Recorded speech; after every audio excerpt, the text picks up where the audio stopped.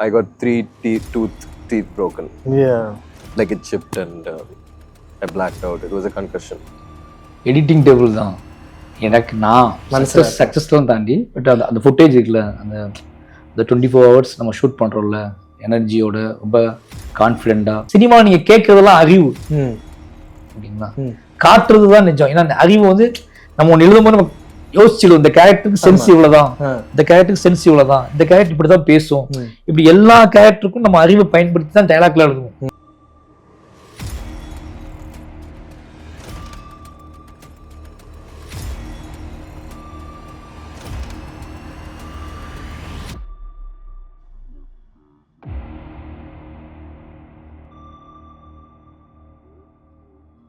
Hello sir, welcome to THR India. Thank you sir. நேற்று நான் full day bison settle தான் இருந்தேன் சார். அது ஒரு 24 hour ஸ்கெட்யூல் இல்லை, அதுவும் 800 எக்ஸ்ட்ராஸ் இல்லை, அதே மாதிரி ஒரு நாள்.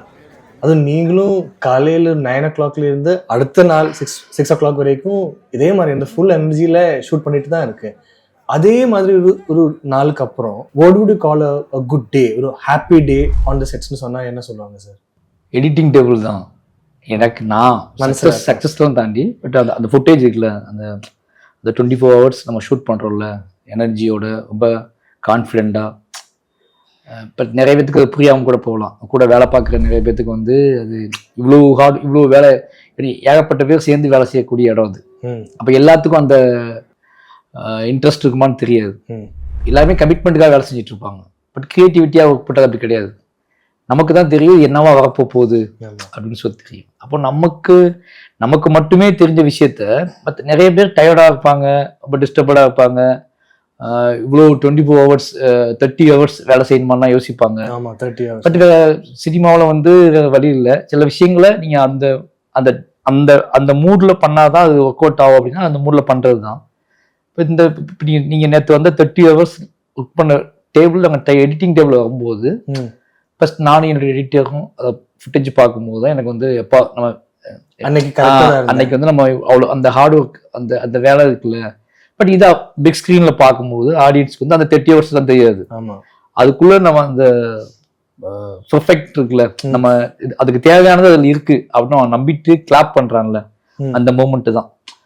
அது 38 hours யாருக்குமே தெரியாது, எதுவுமே தெரியாது. நமக்கு மட்டும் தெரியும். இந்த 30 மணி நேரம் இந்த படத்துக்குள்ள எவ்வளவு 3 நிமிஷமா இருக்கலாம், 4 நிமிஷமா இருக்கலாம். 30 மணி நேரம் ஃபுட்டேஜ் அப்படிங்கிறது 3 நிமிஷமா இருக்கலாம், 4 நிமிஷமா இருக்கலாம், ஒரு 10 minutes கூட இருக்கலாம், சில நேரம் 2 minutes கூட இருக்கலாம். ஓகேவா? எதுவா இருந்தாலும் அந்த அது கிரியேட் பண்ண போற மூமெண்ட் இருக்குல்ல, அது வந்து ரொம்ப முக்கியமானது. அந்த ஹாப்பினஸ் வந்து பட் நம்ம எடுத்த கால் கரெக்ட் அப்படின்னு நம்ம எப்போ வந்து நம்ம அதுக்கு ஒரு அப்ரிசியேஷன் கிடைக்கும் போது பயங்கரமா ஒரு. அப்ப அவ்வளவு டைம் இருக்கு. அவ்வளவு டைம்க்கு அப்புறம் ஒரு 3 months அப்புறம் தான் தெரியும். அதுக்கு அன்னைக்கு 3 months நிறைய நாள் கூட ஆகலாம். அது நிறைய நாள் ஆகலாம். நம்மள கூட டிஸ்டர்ப் பண்ணும். திருப்பி என்ன டிஸ்டர்ப் பண்ணோம்னா, அது பட்ஜெட்டா டிஸ்டர்ப் பண்ணும், ஆர்டிஸ்டோட கான்ஃபிளிக்ட் வரலாம். 30 hours தொடர்ந்து போகுதுன்னா ஆர்டிஸ்ட்லாம் இருக்காங்கல்ல, அவங்களோட கான்ஃபிளிக்ட் வரலாம், டீமோட கான்ஃபிளிக்ட் வரலாம். நீங்கள் வந்து உங்களோட நீடை, உங்களோட ஒர்க்கிங் ஸ்டைலை புரிஞ்சுக்கிறது அப்படிங்கிறது இந்த படத்தோட ரிசல்ட் தான். ஒரு டைரக்டரோட ஒர்க்கிங் ஸ்டைலை வந்து அக்செப்ட் பண்ணுறது அப்படிங்கிறது இந்த படத்தோட ரிசல்ட் தான். நீங்கள் எவ்வளோ உண்மையாக ஹார்ட் ஒர்க் போட்டாலும் அந்த ரிசல்ட் தப்பாக இருந்துச்சுன்னா இது அவசியமா அப்படிங்க, இது வந்து இது இவ்வளோ தேவையா அப்படிங்கிற இடத்துக்கு அது போயிடும். அப்போ அந்த ரிசல்ட்டை கிரியேட் பண்ணுறது வரைக்கும் நீங்கள் வெயிட் பண்ணணும். அப்போ அந்த ரிசல்ட் என்னைக்கு வருதோ அன்னைக்கு தான் ஆடியன்ஸ் வந்து ஓகே, இவனோட உழைப்பு வேஸ்ட் கிடையாது, இவனோட டிசைட் பண்ணி போனான்ல அந்த ரூட், அந்த சிங்கிளா பண்ணிதான் ஆகணும் அப்படின்னு முடிவு பண்ணி பண்ணது தப்பு கிடையாது அப்படிங்கிறத அவன் புரிஞ்சுக்கிறதுக்கு அவ்வளோ நாள் ஆகும். சார், ஆனாலும் உங்களோட மைண்ட்ல ஒரு எக்ஸாக்ட் ஒரு விஷயம் இருக்கும்ல சார், அது ஷூட் பண்ணியிருக்கும் போது எக்ஸாக்ட்லி அது கிடைச்சிருக்கும், அந்த ஃபீலிங் எப்படி இருக்கும் சார்? அதே மாதிரி வந்திருக்குன்னு சப்போஸ் மேபி நான் என்டையர் ஷூட்டிங் ஒரு வாட்டி இல்லை 2 வாட்டி தான் வந்திருக்கும் அதே மாதிரி. நம்ம அதுல ஒரு சிக்கல் இருக்கு. என்னன்னா நம்ம இன்னொன்று எடுப்போம், பட் அதுக்கப்புறம் அது மெருகேறிடும். ஆமா, இப்போ மியூசிக் டைரக்டர் இருக்காங்க, எடிட்டர் இருக்காங்க, டிஐ இருக்கு, கேமரா இருக்கு, எஃபெக்ட்ஸ் இருக்கு. அப்போ நம்ம எக்ஸ்ட்ரா தான் அனுபவிப்போம். நீங்க பெர்ஃபெக்டா ஒன்று பண்ணிட்டீங்க, கரெக்டா ஒன்று கண்டுபிடிச்சிட்டீங்க அப்படின்னா அது திருப்பி அடுத்தடுத்த ஸ்டேஜுக்கு போகும்போது நீங்களே ஃபர்ஸ்ட் ஆடியன்ஸை பார்ப்பீங்க. இப்போ நான் வந்து எடிட்டிங் டேபிள் நான் ஷூட் பண்ணும்போது ஒரு மண்ணில் ஷூட் பண்ணுவேன். ஓகே, எடிட் பண்ணும்போது அதோட தொடர்ச்சியா பார்க்கும்போது அந்த சீனோட எமோஷனலா கண்டினியூட்டி ஒரு சீனை தனியா எடுக்கும்போது ஒரு ஃபீல், அந்த சீனை டோட்டல் எமோஷனலா நம்ம பார்ப்போம்ல, மொத்த ஸ்கிரிப்டோட பார்ப்போம்ல, அப்போ ஒரு ஃபீல் கிடைக்கும். அதுக்கப்புறம் டப் பண்ணதுக்கப்புறம் ஒரு ஃபீல் கிடைக்கும். அதுக்கப்புறம் நமக்கு வந்து சவுண்ட் மிக்ஸ் பண்ணதுக்கப்புறம் ஒரு ஃபீல் கிடைக்கும். அப்போ மியூசிக் டைரக்டர் போகும், அவங்க ஒன்று பண்ணுவாங்க. இதுல நம்ம பண்ணது ஸ்டெப் பை ஸ்டெப்பா மேல போகுதா, மேல போய் நம்மளை எக்ஸைட்மெண்ட் பண்றதா முதல்ல. அப்ப எனக்கு தான் ஃபர்ஸ்ட் நான் தான் எக்ஸைட் ஆகணும் முதல்ல. நான் அங்கேயே நின்றக்கூடாது. நான் எடுக்கும்போது சூப்பர், நான் எடுத்த ஷார்ட் சூப்பர் கிடையாது, நான் எடுத்த ஷார்ட்டை, நான் எடுத்த சீனை என்னவா ஆகிக்கிட்டே போகுது அப்படிங்கிறத நானே ரசிச்சு பாக்குறது இருக்குல்ல. கிட்டத்தட்ட நம்ம கண்ணு முன்னாடி நம்ம ஒரு நாய்க்குட்டியை வீட்டுக்கு எடுத்து வந்து அது நம்ம வளர்றது நம்ம நேருக்கு பார்த்து அது நம்ம வளர்ந்ததுக்கு அப்புறம் நம்மளை ஹக் பண்ணி விளையாடும் போது நம்ம ஃபீல் அனுப்பி எப்படி வந்துச்சு இந்த நாய் ஃபீல் பண்ணுவோம்ல. ஒரு குட்டியா தூக்கிட்டு வந்தோம், இன்னைக்கு அது பயங்கரமா ராஜாங்கம் பண்ணுதுன்னு நினைப்போம்ல. அந்த மாதிரி ஒரு சீன் அப்படிங்கிறது ஒரு குட்டியா நம்ம பிளான் பண்றது, அது ஸ்கிரீன்ல பார்க்கும்போது பெரிய ராஜாங்கமா இருக்கும் வந்து. அப்ப நமக்கு அந்த எக்ஸைட்மெண்ட் இருக்குல்ல, ஃபர்ஸ்ட் ஆடியன்ஸ் கிரியேட்டர் தான். அது நம்ம சொன்னாலும் சொல்லாட்டாலும் டிசப்பாயிண்டட் இருந்தா கூட எல்லா டைரக்டருக்குமே தன்னோட படத்தை ஸ்கிரீன்ல பார்க்கும்போது அவங்களோட ஃபர்ஸ்ட் ஜட்ஜ்மெண்ட் அவங்க தான் கரெக்டா மெயினா. அதை சொல்லிக்க மாட்டோம் வெளியே, பட் அவங்களுக்கு தெரியும், எவ்ரி டைரக்டருக்கும் அது தெரியுது. அந்த ஃபீல் அதை பார்க்கும்போது அங்க கிடைக்கிற தியேட்டர்ல இதெல்லாம் தாண்டி ஆடியன்ஸோட பார்க்கும்போது வேற எனர்ஜி. நான் தனியாவே பார்த்தேன், மியூசிக் டைரக்டரோட பார்த்தேன், எடிட்டரோட பார்த்தேன், அசிஸ்டண்டோட பார்த்தேன். ஓகே, இப்போ 500 பேர் 1000 பேர் உட்கார்ந்துருக்க இடத்துல உட்கார்ந்து நான் அதுல ஒரு ஆடியன்ஸா உட்கார்ந்து அவங்களோட வைப்ல பார்க்கும்போது அக்செப்ட் பண்ணிக்க போகும்போது அப்போ நாம அடைகிறதுக்குல அல்டிமேட் அதுதானே, அதான் அல்டிமேட், அதான் மேக்சிமம் அது. பட் அதையும் தாண்டி ஒண்ணு இருக்கு, என்ன அப்படின்னா கிரியேட்டரா சொல்றேன் என்னன்னா, ஆடியன்ஸா வைபா பார்க்கும்போது ஒண்ணு நம்ம அடைவோம். அதெல்லாம் முடிஞ்சு எல்லாம் வந்து அப்போ வாக் எங்கேயாவது நீங்க நடந்து போயிட்டு இருக்கும்போது எங்கேயாவது போது யாருமே தெரியாத ஒருத்தர் கையை பிடிச்சிட்டு நீங்க சிம்பிளா எடுத்த ஒரு சீனை ஒரு ஷார்ட்டை அவங்க வந்து ரொம்ப நெர்வஸ் ஆகி பேசுவாங்க. அதை உங்களால ஹேண்டில் பண்ண முடியாது. அதுதான் உச்சம், அல்டிமேட்டுங்கிறது தியேட்டர் கிடையாது. ஒரு படைப்போட ஒரு படைப்போட உச்சம் அப்படிங்கிறது திடீர்னு உங்களை உழுக்குற அந்த படைப்பை உருவாக்கிய ஒருத்தனை யார் மூலமும் தெரியாது, எப்படி நடக்கும்னு தெரியாது, யாரோ ஒருத்தங்க வந்து உங்களை கையை பிடிச்சி உலுக்கி நீங்க சாதாரணமா பண்ண ஒரு விஷயத்த அது பயங்கரமா அவங்க சொல்லுவாங்க. சொல்லும் போதுதான் நீங்க பெருசா அப்பதான் நம்ம அந்த உச்சத்தை அடைவோம். நமக்கு அது சாதாரணமா இருக்கும். அது எங்கேயோ ஒரு ஊர்ல, எங்கேயோ ஒரு தியேட்டர்ல, எங்கேயோ ஒரு சவுண்ட்ல பார்த்த ஒருத்தர் நம்ம தேடி பிடிச்சி வந்து நம்ம கையை பிடிக்கும் போது இருக்குல்ல, அது பயங்கரமான உச்சமாகும். அன்னைக்குதான் உங்களுக்கு வந்து நிம்மதி, அன்னைக்குதான் வந்து உங்களுக்கு வந்து அது நெகட்டிவா இருந்தாலும் சரி பாசிட்டிவா இருந்தாலும் சரி, அன்னைக்குதான் நீங்க அந்த உச்சத்தை உணர்வீங்க. இதே மாதிரி சார் நீங்க யோசிக்காம ஏதாவது ஒரு சீன் பத்தி பேசின யாராவது ஞாபகம் இருந்தாங்க? நிறைய என்னோட எல்லா படத்துக்குமே நடக்கும். இப்போ வாழையில கூட நான் திருச்சியில வந்து வாழை ரிலீஸ்லாம் ஆயிடுச்சு. வாழை ரிலீஸ் ஆனதுக்கப்போ நான் 12 மணி இருக்கும், ஒரு மீட்டிங்காக போயிருந்தேன். நைட்டு 12 மணிக்கு நான் சும்மா அந்த ரோட்ல வாக் போயிட்டு இருந்தேன். அப்போ ஃபேமிலி. எந்த ஊர்ல சார்? திருச்சி. ஒரு சின்ன மீட்டிங்காக போயிருந்தேன், காலேஜ் மீட்டிங்காக போயிருந்தேன். அப்போ எல்லாம் முடிச்சுட்டு சும்மா ரோட்ல ஃப்ரெண்ட்ஸோட வாக் போயிட்டு இருந்தேன். நடந்து போயிட்டு இருக்கும்போது ஒரு ஃபேமிலி, அப்பா, அம்மா, பொண்ணு 2 பேர், அவங்க 2 பேரும் டாக்டர் படிக்குவாங்க. பைக்ல போயிட்டு இருந்தாங்க, 2 வண்டியில போயிட்டு இருந்தாங்க. திடீர்னு என்னை பார்த்துட்டாங்க. டக்குன்னு நிப்பாட்டி அவங்களுக்கு என்ன பேசுனே தெரியல. அந்த அவங்க கூட இந்த அம்மா தான் ரொம்ப நெர்வஸா இருந்தாங்க. அவங்களுக்கு என்ன பேசுனே தெரியல. அப்படி கையை பிடிச்சிட்டு அவங்க கையில கிடக்க மோகத்தை கட்டி என் கையில போட்டாங்க. எப்படி செகண்ட்ல போட்டாங்க. எனக்கு அதை எப்படி ஹேண்டில் பண்றதுன்னே தெரியல. ஏன்னா நீங்க வந்து இப்போ அவங்க டாக்டர் இதெல்லாமே வந்து நமக்கு பின்னாடி தான் தெரியும். அதுக்கப்புறம் அவங்களோட பழகினதுக்கு அப்புறம் நமக்கு தெரியும். அப்படி உங்களுக்கு யாருன்னே தெரியாத ஒருத்தங்க ஒரு ஃபேமிலியா போயிட்டு இருக்கும்போது அவங்களுக்கு அதோட வேல்யூன்னு ஒன்று இருக்குல்ல, டக்குன்னு கட்டி உங்க கையில போடும்போது நீங்க அதை எப்படி ஹேண்டில் பண்ணுவீங்க அப்படிங்கிறதுல அது பயங்கரமா இருந்துச்சு. அவங்க எதுவுமே சொல்லல, அவங்களுக்கு ப்ராப்பரா சொல்லவும் தெரியல. நான் இந்த படம் இப்படி பண்ணிச்சு, இந்த சீன் இப்படி பண்ணிச்சு, அது இப்படி பண்ணிச்சு, எதுவுமே சொல்ல தெரியல. அவங்களுக்கு வந்து என்னைய பார்த்தது, இந்த வாழையை கிரியேட் பண்ண இவன் தான், நம்மளை அள வச்சவன் இவன் தான், நம்மளை வந்து இவ்வளவு யோசிக்க வச்சவன் இவன் தான், நம்மளோட கடந்த காலத்துக்கு கூட்டிட்டு போனது இவன் தான் அப்படிங்கிற உணர்ச்சி மட்டும்தான் அவங்க கண்ணில் இருந்துச்சு. அதோட கிராஃப்ட் என்ன இருக்கு, அதுல என்னென்ன இது எதுவுமே அவங்க பேசலான்ட்டு. இவன் தான் இதை கிரியேட் பண்ணுது, அவ்வளவுதான் இருந்துச்சு. அந்த டே, அந்த நைட், அது ஒரு மாதிரியான ஒரு டேவா இருந்துச்சு. இந்த மாதிரி எல்லா படத்துக்குமே நடந்திருக்கு எனக்கு. பரியரும் பெருமாளாகட்டும், கர்ணனாகட்டும், மாமன்னனாகட்டும். அதுக்கு ரீசன் என்ன அப்படின்னா, நம்ம வந்து இன்னசென்ஸ் பீப்புள், அவங்க வாழ்க்கைக்குள்ள இருந்து கதை எடுத்து பண்ணும்போது அவங்க நம்ம சொல்லலாம், அது சினிமா, அது கிராஃப்டா ஒர்க் அவுட் ஆகுதா, மெயின் ஸ்ட்ரீமா ஒர்க் அவுட் ஆகுதா. நீங்க மெயின் ஸ்ட்ரீமா ஒர்க் அவுட் ஆகாத, அது தியேட்ரிக்கல் வைப் கிரியேட் பண்ணாத, அல்லது ஒழுங்கா கிராஃப்டா இல்லாத படங்கள் கூட சில மனுஷங்களை உழுக்கும். இருக்கு சார், 100%. நீங்க வந்து அது கிராஃப்டா முழுமை அடைஞ்சிருக்காது. பெரிய படம் குட்டி பட்ஜெட்ல அவங்க கிடைச்ச, ஆனா ஏதோ ஒரு சீன், ஏதோ ஒரு ஷாட், ஏதோ ஒரு கேரக்டர் வந்து ஆடியன்ஸை வந்து யாரையோ ஒருத்தர் வந்து டிஸ்டர்ப் பண்ணிடும். அதுதான் ஆர்ட் ஃபார்மோட வெரி ஸ்பெஷல். அந்த நம்பிக்கையில தான் 1 லட்சம் ரூபா இருக்கவனு ஏதாவது பண்ண ஆசைப்படுறான், 100 கோடி இருக்கவனே ஏதாவது பண்ண ஆசைப்படுறான். ஓகே, வெறும் 1 lakhல ஒரு வீடியோ கேமரா தூக்கிட்டு போய் ஒரு கேமரா ஷூட் பண்ணி கொண்டு வராங்க ஃபுட்டேஜ். அந்த ஃபுட்டேஜை காட்டி நம்ம கூட இருக்க ஃப்ரெண்ட்ஸுங்களையோ, இல்லை நம்ம அம்மா அப்பாவையோ, இல்லை நம்ம டீச்சரையோ, யாரையோ ஒருத்தங்களை நாம யாருன்னு காட்டிட முடியும், நான் என்ன நினைக்கிறேன், என்னவா வாழ்றேன்னு காட்டிட முடியும் அப்படிங்கிற நம்பிக்கையில தான் எல்லா பசங்களும் கேமரா தூக்கிட்டு வெளியே போவாங்க. Art ஃபார்மோட உச்சம்ங்கிறது. Hi Aditi, thanks so much for welcoming us to the sets of Bison. You're most welcome. Yeah. Happy to have you here. Correct, and today's a massive day, right? Yes. On the sets, a lot's Huge day. happening. And at this stage of a movie, after the writing stage is done, when you're on the sets, what is that particular, shot that you see, or that particular moment on the sets that make you feel like it is all worth it?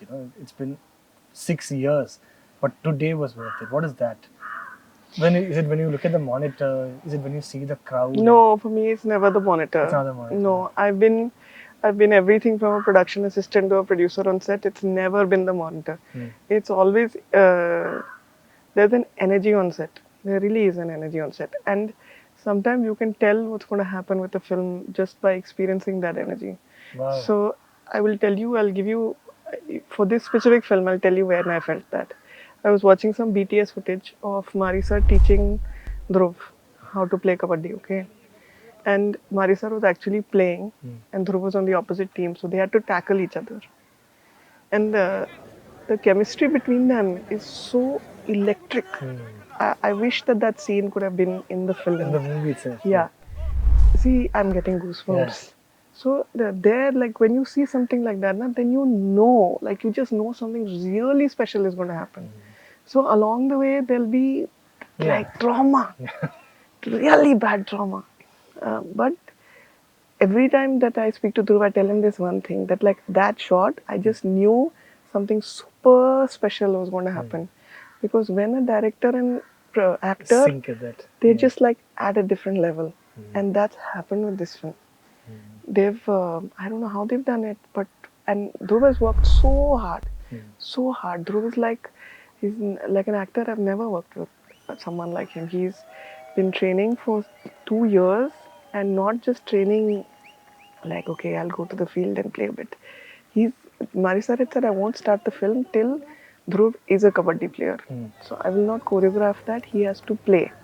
And you see the guys he's playing against, like these are real pro kabaddi players who have come from all across the country. And he's playing against them. It's not choreographed. It's not like somebody saying, oh, tackle him like this. No, he's playing. Okay, and that, for me, that moment, that was like, yeah, fine. Are there scenes when you're listening to the narrations or when you're reading the scripts, are there particular scenes that where that day I need to be on the sets, or those particular sequences? It's not about how complicated the shoot is or anything. You just want to see that scene unfold, like being made on the spot. Are there things like that? I was watching the rushes. There's a scene, there's like a montage actually that he shot because it was raining and they couldn't shoot what they were shooting. And so they shot this, like just this sequence with Dhruv in the rain. It's so nice. Okay. Because that's the thing with Marisa, he'll get like little moments. It's like he'll make this big magnum opus and then something very tiny will touch you. Like his previous film, Vaadai. My favorite scene in that film is when that kid is smelling that hanky. And then instead of, and then, most people would have taken it on the face. but he cuts to his feet and then his feet curl, Yeah. and then he just like puts them on the ground, and you can feel that the ground must have been cool. Correct, yeah. You know, he can like take you into that place. So no, it wasn't like a specific scene. I was very excited to work with him. அதுவும் நேற்று கூட அதித்தி கூட பேசியிருந்தாங்களே, அதித்தி டெல்லியில் இருக்கிற ஒரு பொண்ணு. அதித்திக்கு ரொம்ப பிடிச்ச சீன் என்னன்னா, வாழையில சிம்பிளா அந்த கர்ச்சீஃப் பிடிக்கிற சீன் தான். அந்த பையன் அந்த டீச்சரோட கர்ச்சீஃப் பிடிக்கிற சீன் தான். டெல்லியில் இருக்கிற ஒரு பொண்ணு எவ்வளோ சிம்பிளான சீனுக்கு இவ்வளோ இமோஷனல் ரியாக்ஷன் கொடுக்குது. சினிமா நம்ம ஏன் இன்னும் பவர்ஃபுல்லாக இருக்குன்னா அதுக்கு தான். அதுக்கு லாங்குவேஜ்லாம் இஷ்யூ கிடையாது. ஆமாம், அது விஷுவல் மீடியமில் அது அவங்க என்ன அவங்க பேச நான் வந்து சினிமாவுக்கு ஃபஸ்ட்டு என்ட்ரி ஆகும்போது எனக்கு அவ்வளோ இங்கிலீஷ் சப்ஜெக்ட்லாம் வாசிக்க தெரியாது.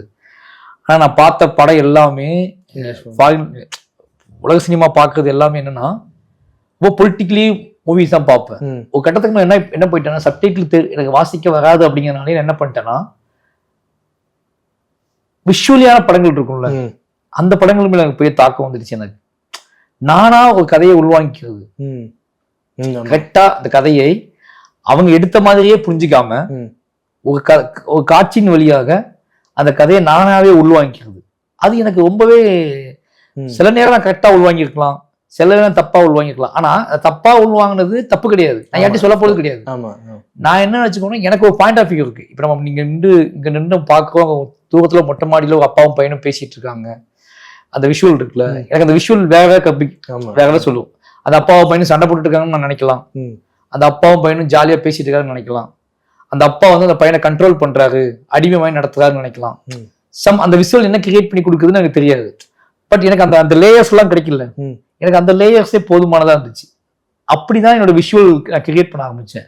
அப்போ என்னோட லைஃப்ல ஒரு ரொம்ப ரூட்டடா ரொம்ப திருநெல்வேலி மாதிரி ஒரு வில்லேஜில் வாழ்ந்த ஒரு பையனுக்கு தன்னோட கதையை எப்படி விஷுவல் பண்றது, அந்த கிராஃப்ட் எப்படி கண்டுபிடிக்கிறது அப்படிங்கிறதுக்கு மெயின் வந்து இந்த மாதிரியான லாங்குவேஜை தாண்டி ஒரு விஷுவல் பார்த்து அந்த கதையை நான் உள்வாங்கிட்டதுனால எனக்கு என்னோட சினிமாவில் என்னோட படைப்புல என்னோட கதையை சொல்லும் போது அதை விஷுவலா எப்படி மாத்துறது.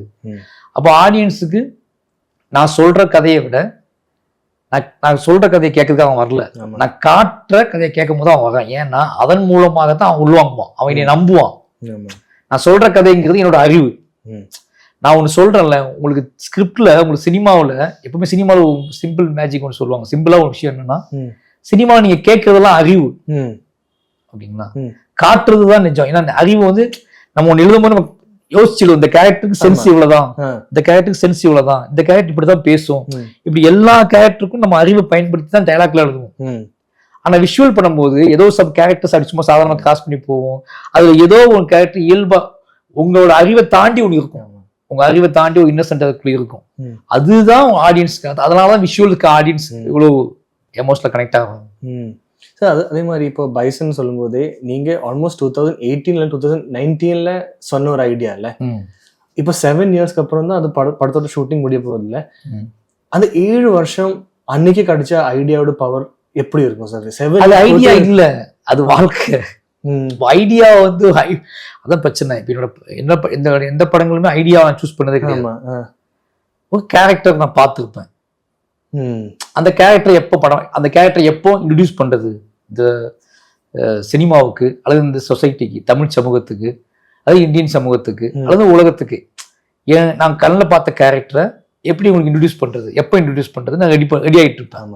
இப்போ பெரியன் பெருமாள்னு ஒரு கேரக்டர் இன்ட்ரடியூஸ் பண்ணேன், கர்ணன் ஒரு கேரக்டர் இன்ட்ரடியூஸ் பண்ணேன், மாமன்னன் ஒரு கேரக்டர் இன்ட்ரடியூஸ் பண்ணேன், வாழையில சிவனஞ்சான்னு ஒரு கேரக்டர், அந்த கேரக்டர் எனக்குள்ள வாழ்ந்த கேரக்டர், அப்போ நான் அதை இன்ட்ரடியூஸ் பண்றேன்.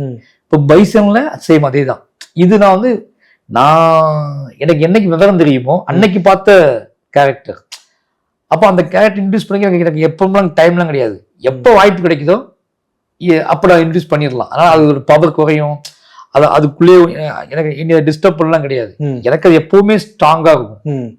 அந்த கேரக்டரை பத்தி சொல்ல போறோம் அப்படின்னா, அந்த கேரக்டரை பத்தியான எந்த லைஃபும், அந்த கேரக்டரை பத்தியான எந்த விஷுவலும் என்னை விட்டு போகவே போகும். அது துல்லியமா ரொம்ப ஸ்ட்ராங்கா அது எப்ப கேட்டாலும் என்கிட்ட வந்துடும். அதனால 7 இயர்ஸ் அப்படிங்கிறது எனக்கு இஷ்யூவே கிடையாது. ஆமா, அது எப்ப எடுத்தாலும் வந்துடும். அப்படிதான் பைசன்.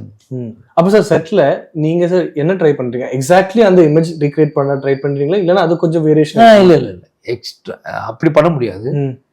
அப்படி பண்றதுக்கு சினிமாவுக்கு நம்ம வரல. ஆமா. ஓகேங்களா? இன்னைக்கு நமக்கு ஒரு சென்ஸ் இருக்கு. அன்னைக்கு இந்த டிராவல் இருக்கு. இப்போ பைசனுங்கிறது ஒரு 90s 80s நடக்கக்கூடிய கதை. அந்த 80s 90s எனக்கு ஒரு வாழ்க்கை அனுபவம் இருக்கு. இன்னைக்கு நான் வந்து ஒரு பார்ட்டில இருக்கேன். இன்னைக்கு வேர்ல்டு வேற. இன்னைக்கு நான் எழுதுற கதை எல்லாமே எனக்கு எழுதல, என்னோட நெக்ஸ்ட் ஜெனரேஷனுக்காக எழுதுறேன். அப்ப என் கதையை நான் வந்து இன்னொருத்தவங்களுக்கு சொல்றேன். வாழ ஸ்டார்ட் பண்ண போறாங்க. இப்ப நம்ம பண்ற கதை எதுவுமே நமக்கு முன்னாடி வாழ்ந்தவங்களுக்கு கிடையாது. ஏன்னா அவங்க நம்மளை நம்ப மாட்டாங்க. ஏன்னா அவன் ஆல்ரெடி ஒரு வாழ்க்கையை வாழ்ந்துருப்பாங்க. அப்போ படைப்பு, லிட்ரேச்சர், சினிமா, எது ஆர்ட் ஃபார்ம் அப்படிங்கிறது நமக்கு பின்னாடி வரக்கூடிய மனிதர்கள், நம்ம வாசிச்ச புத்தகம் எல்லாமே நம்ம எழுந்தது கிடையாது, நம்ம கூட எழுந்தது கிடையாது, நமக்கு முன்னாடி எழுந்தது. நம்ம அதை வாசிச்சுட்டு நம்ம சரி பண்ணிக்கிட்டோம்.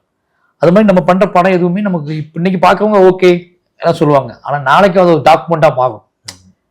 அப்போ அதை பார்ப்பேன். நாளைக்கு இப்போ வாழை 90ஸ்ல வந்து திருநெல்வேலியில என்ன மாதிரியான விவசாயம் இருந்துச்சு, திருநெல்வேலியில என்ன மாதிரியான மக்கள் வாழ்ந்துட்டு இருந்தாங்க, அன்னைக்கு அவங்களோட கூலிலாம் எவ்வளவு, அன்னைக்கு அந்த மக்களோட வாழ்வாதாரம் எப்படி இருந்துச்சு, அவருக்கு தெரிஞ்சுக்கணும்னு ஆசைப்பட்டான்னா அவன் வந்து வாழை மாதிரி படத்தை எடுத்து பார்ப்பான். ஓகேங்களா? இப்போ கேஸ்ட் இஷ்யூஸ் பத்தி தெரிஞ்சுக்கணும். இப்போ கர்ணன்ல இப்போ வந்து ஒரு ஃபண்டமெண்டலா சவுத்துல என்னென்ன மாதிரியான கட்டமைப்புகள் இருந்துச்சு, ஸ்ட்ரக்சர் இருந்துச்சு. இப்போ ஒரு வில்லேஜுக்குள்ள என்ன ஸ்ட்ரக்சர் கவர்மெண்ட் வந்து கிரியேட் பண்ணி ஆகணும். ஒரு வில்லேஜுக்குள்ள இருக்க ஒருத்தன் அவன் வெளியே வரணும் அப்படின்னா அவனுக்கு அடிப்படையான சில விஷயங்களை பண்ணி கொடுக்கணும்ல. அப்போ அந்த ஊர் இப்படி சில விஷயங்கள் பண்றோம்ல, இதுதான் மெயின் ப்ராசஸ். அப்ப அதை நம்ம மைண்ட்ல வச்சுக்கிட்டு தான் எப்பவுமே ப்ராசஸ் ஸ்டார்ட் பண்ணுவோம். அந்த ப்ராசஸ் அடிப்படையில தான் நம்மளோட டிராவல் எப்பவுமே இருக்கும். சார், ஆனால் ரொம்ப பர்சனலான ஒரு விஷயம், நீங்க ஷூட் பண்ணும்போது உங்களோட மைண்ட் ஸ்பேஸ் எந்த மாதிரி இருக்கும் சார்? ஃபார் இந்த வாழை கிளைமேக்ஸ் பத்தி பேசலாம்ல, அது உங்களுக்கு ரொம்ப ரொம்ப பர்சனலான ஒரு விஷயம். அது ஷூட் பண்ணும்போது உங்களுக்கு எப்படி இருக்கும் sir? What is your mind set? நம்ம வந்து நமக்கு ரொம்ப பாதிச்ச விஷயத்த, இப்போ நீங்க என் ஃப்ரெண்டா இருக்கீங்க அப்படின்னா நான் உங்கள்கிட்ட சொல்லுவேன். அப்போ நான் கண்ணீர் விடலாம். இப்போ என்னைய பாதிச்ச என்னோட லவ்வா இருக்கலாம், என்னோட அம்மா அப்பாவா இருக்கலாம், ஏதோ என் லைஃபுக்குள்ள ஒரு சீக்ரெட், ஒரு ரகசியம் இருக்கு, எனக்கு மட்டுமே தெரிஞ்ச ஒரு விஷயம், அல்லது நான் மட்டுமே அனுபவிச்ச ஒரு விஷயம், இதை அவங்கள்ட்ட ஷேர் பண்றேன் அப்படின்னா ஒரு தனி மனுஷன், என்னோட ஒய்ஃபா இருக்கலாம், என்னோட அம்மாவா இருக்கலாம், யார்ட்டையும் நான் ஷேர் பண்றேன், என் ஒய்ஃபா இருக்கலாம், என் ஃப்ரெண்டா இருக்கலாம். அப்போ ஒரு ஃபீல் கிடைக்கும் நமக்கு. நம்ம சில இடத்துல கண் கலங்கலாம், சில இடத்துல மௌனமா இருக்கலாம், சில சொல்லலாம். அந்த கதைய ஒரு கோடிக்கணக்கான மக்களுக்கு நம்ம சொல்லப்போம். இப்போ ஒருத்தர்கிட்ட சொல்லும் போதே நம்ம வந்து நம்ம அவ்வளவு எமோஷனல் ஆகுறோம், அவ்வளவு அவங்கள்ட்ட இருந்து ஏதோ ஒன்று எதிர்பார்க்கிறோம். இந்த கதையை சொல்வதன் மூலமாக நீ என்னவா என்னை புரிஞ்சுக்கிட்ட அப்படின்னு எல்லா ரகசியத்தையும் நம்ம ஏன் சொல்றோம், நீ புரிஞ்சுக்கோன்னு சொல்றதுக்காக சொல்றோம். அப்போ ஒரு கோடி பேர்ட்டு நீங்க இந்த கதையை சொல்றீங்க அப்படின்னா இன்னும் எக்ஸ்ட்ரா அது. அப்ப அந்த உளவியல் டார்ச்சர் வந்து கொஞ்சம் எக்ஸ்ட்ராவே இருக்கும். அந்த மாதிரி வாழை எல்லா படத்துலையுமே என்ன இஷ்யூ இருக்கும்னா, எனக்கு வந்து இதை தன்னை பற்றி தன்னோட பெயினையோ அல்லது தனக்கு நடந்த ஒரு டிஸ்கிரிமினேஷனையோ அல்லது தன்னோட ட்ரீமையோ அல்லது தன்னோட உச்சபட்ச லவ்வையோ ஒருத்தன் தைரியமா சொல்றான்னு வச்சுக்கோங்க, அவனுக்கு ஒண்ணு ஸ்ட்ராங்கா இருக்கணும். அவன் ஓகேவா, இதுதான் நான் அப்படின்னு சொல்றதுக்கு அவன் ஒன்று ஸ்ட்ராங்கா இருக்கணும். என்ன ஸ்ட்ராங்கா இருந்தாலும் அதை ரிசீவ் பண்ணிக்கிறாங்களே அது வேற. அந்த ரிசீவ் பண்ணிக்கிறதும் அவங்க ரியாக்ட் பண்றதும் அதை என்னால் எதிர்கொள்ள முடியும். நான் ஒரு கதை சொல்றேன், அந்த கதையை கேட்கிறவங்க என்னை திட்டவும் செய்யலாம், இனி ஏத்துக்காவும் போகலாம், நம்பாம போகலாம், அல்லது என்னை ஹக் பண்ணலாம், என்னை கிஸ் பண்ணலாம், என்ன வேணாலும் பண்ணலாம், அது ஓகே. பட் அந்த கேப்ல உங்ககிட்ட வந்து சேர்ற கேப்ல நான் ப்ரிப்பேர் ஆகல, அந்த ப்ரிப்பேர் ஆகிற டைம் கொஞ்சம் டிஸ்டர்பிங்கான டைம். அது உங்களுக்கு ரொம்ப டிஸ்டர்ப் பண்ணும். வந்து உட்காந்துட்டு சொல்லுங்க நீங்க சொல்லும் போது சொல்லுங்கன்னு சொல்லும் போது நான் முதல் வார்த்தை சொல்றது யோசிப்பேன்ல, அந்த அளவுக்கு எமோஷனல் தான் என்னோட ஒர்க் ப்ராசஸ்ல இருக்கும். அப்போ ஒரு ஷார்ட்டுக்கு வந்துட்டு அங்க யாருக்குமே தெரியாது நான் என்ன கம்போஸ் பண்ண போறேன்னு சொல்லி. அப்போ நான் ஒரு ஷார்ட் கண்டுபிடிக்க முன்னாடியே நான் என்னோட எல்லா வாழ்க்கையும் நினைச்சு பார்த்து, எவ்வளவு வாட்டி, ஒரு வாட்டி கிடையாது, அப்படி எவ்ரி டைம் நான் நினைச்சு பார்ப்போம்ல, அது ரொம்ப டிஸ்டர்பிங்கான ஒரு டைம் தான். அதோட இதை ஏன் பண்றோம் அப்படிங்கிற நோக்கம் இருக்குல்ல, அந்த நோக்கம் தான் அதை சரி பண்ணும். நம்ம ஒரே டேப்லெட் அப்படின்னா இது பிரச்சனை தான், இது எமோஷனலான பிரச்சனை தான், இது வந்து டிஸ்டர்ப் பண்ணும், உங்களை வந்து தூங்க விடாம பண்ணும், ஆமா எல்லாமே பண்ணும். ஆனா பட் இதெல்லாம் ஏன் பண்றோம், இதெல்லாம் ஏன் சொல்றோம், இதெல்லாம் ஏன் எழுதுறோம், இதெல்லாம் ஏன் படம் பிடிக்கிறோம் அப்படிங்கிறது நமக்கு நோக்கம் தெரிஞ்சிருச்சு அப்படின்னா நம்ம கொஞ்சம் பேலன்ஸ் பண்ணுவோம். ஓகே, ஒரு உயர்ந்த ஒரு என்ன சொல்றது, ஒரு நல்ல விஷயத்துக்காக, ஒரு நல்ல நோக்கத்துக்காக தான் இதெல்லாம் நம்ம பண்றோம். இதை சொல்வதன் மூலமாக இந்த சமூகத்துல சின்ன சேஞ்ச் நடக்கலாம். என்னை புரிந்து கொள்வதுன்னா என்னையை புரிந்து கொள்வது கிடையாது, என்னை மாதிரியான மனிதர்களை புரிந்து கொள்ளணும் அப்படிங்கிறது. ஓகேங்களா? அப்ப ஏதோ ஒன்று நடக்கும் அப்படிங்க, நம்ம சொல்றதுனால ஏதோ நடக்கும் அப்படிங்கிறதுனால அந்த பேலன்ஸ் ஆகுது. அந்த பேலன்ஸ் தான் நமக்கு ஒரு ட்ரீட்மெண்ட். இந்த படம் ரிலீஸ் ஆனா ஒன்று நடக்கும்பா அப்படின்னு இருக்குல்ல, அதுதான். ஆமா, இப்ப நம்ம வந்து ஒரு மிலிட்டரி ட்ரைனிங் போவீங்க, ஓகேவா, இல்ல போலீஸ் ட்ரைனிங் போவீங்க, நீ என்ன ஜாப் ட்ரைனிங் போனாலும் அந்த ட்ரைனிங் பீரியட் ஒன்று இருக்குல்ல, அப்படி என்ன நினைப்பீங்க, இதெல்லாம் முடிஞ்சுன்னா ஃபினிஷ்ட், நம்ம போய் ஜாயின் பண்ணி உட்கார்ந்துட்டோம்னா அப்படின்னு இருக்குல்ல. அது மாதிரி இந்த ப்ராசஸ் டைம் எப்படி இருக்கும்னா, இதெல்லாம் பெயின் தான், இதெல்லாம் முடிச்சிட்டோம் அப்படின்னா இது go to theatres, go to public போயிடுச்சு அப்படின்னா ஓப்பா, அந்த நம்பிக்கையில தான் அது ப்ராசஸ் ஸ்டார்ட் ஆகும். அது இவ்வளோ பெர்ஃபெக்டா எல்லாருக்குமே பிடிச்ச படம் தான், அவ்வளோ எஃபெக்ட் பண்ண கிளைமேக்ஸ் கூட. அது அதுக்கப்புறம் உங்களுக்கு அந்த வலி கொஞ்சம் கம்மியா இருக்கிற மாதிரி would you feel like that? வலி கம்மியா இருக்கும் போதுன்னா நம்ம எக்ஸ்பிரஸ் பண்ணிட்டோம். நம்ம எனக்கு தெரியல, என்னைக்குமே நம்ம ஒன்று சொல்லிட்டோம்னா அதுக்கு உடனே இன்னொருத்தர் சொல்லிட்டோம் அப்படின்னா கம்மியாயிடும் இருக்கு இல்ல. அது எனக்கு உடன்பாடு இல்லை பெருசா. கவுன்சிலர்ஸ் எல்லாம் அதான், தெரபிஸ்ட் எல்லாம் அதான் சொல்றாங்க, அது சொல்லுவாங்க. ஓகேவா, நாம என்ன ஆகும் அப்படின்னா நம்ம இன்னொருத்தர் புரிஞ்சுக்கிட்டு நம்ம பக்குவம் அடையும். வலி வேற, பக்குவம் வேற. கரெக்ட். ஓகேவா, நீங்க அப்படிலாம் டக்குன்னு தூக்கி உன்னை போட்டு அப்படி இப்ப நம்ம காலில் அடிபட்டுக்கு நம்ம மருந்து போட்டு புண்ணெல்லாம் ஆயிடுச்சுன்னு வச்சுக்கோங்களேன். பட் அந்த விஷுவல் நமக்கு மறக்காது. நம்ம இயல்பா நடந்துட்டு இருப்போம். ஆனா அந்த டே உங்களை அது ஒரு 1 வீக் உலுக்கிருந்துச்சு வச்சுக்கோங்களேன், அது மறக்காது. அதுவும் தழும்பாய் இருக்கும், உங்களுக்கு கால் வலிக்காது. ஆனா என்ன ஆகும்னா அந்த 5 நாளுக்கான விஷுவல் இருக்குல்ல, அது மறக்காது. அப்ப நம்ம வந்து ஒரு நம்ம சொல்லிட்டோம், நம்ம ரிலாக்ஸ் ஆயிட்டோம். அப்படி ரிலாக்ஸ் ஆகக்கூடிய விஷயத்த படைப்பா மாத்த முடியாது. ஓகேங்களா, வச்சு நான் தான் வச்சு வாட்சி எடுத்தேன் அப்படின்னு சொல்றது இருக்குல்ல, அது வேணா நார்மலா இருக்கலாம். ஓகேங்களா, வச்சு நான் தான் வச்சு அந்த கொலை பண்ணேன் அப்படின்னு சொல்லிட்டு நீங்க ரிலாக்ஸ் ஆயிட முடியாது. ஓகேங்களா, அப்ப உச்சபட்ச பெயினை நீங்க வந்து சொல்லிட்டு ரிலாக்ஸ்லாம் ஆக முடியாது. அது அப்படியே கொஞ்சம் அப்படியே மிதக்கும், மிதந்து போகும். அது அப்படியே ஸ்ப்ரெட் ஆகி நீங்க உங்களுக்கு ஒரு நம்பிக்கை வரும். என்ன நம்பிக்கை வரும்னா, நீங்க வந்து இவ்வளவு பேர் நம்ம சொல்லணும், இவ்வளவு பேர் ரிசீவ் பண்ணியிருக்காங்க, இப்படி ரிசீவ் பண்ணதுனால இப்படி டிஸ்கஷன் கிரியேட் ஆயிருக்கு.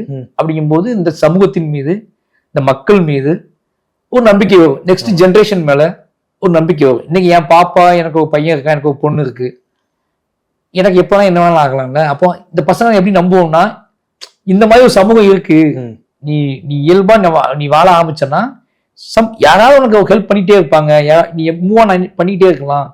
இங்க யாருமே இல்லைன்னு சொல்லிட்டு யாருமே இல்லை அப்படிங்கிற நம்பிக்கையா விதைக்க முடியும் நம்ம. அப்ப நான் ரிலாக்ஸ் கிடையாது, நெக்ஸ்ட் ஜென்ரேஷனுக்கு ஒரு ரிலாக்ஸ் கிடைக்கும். அவ்வளவுதான்.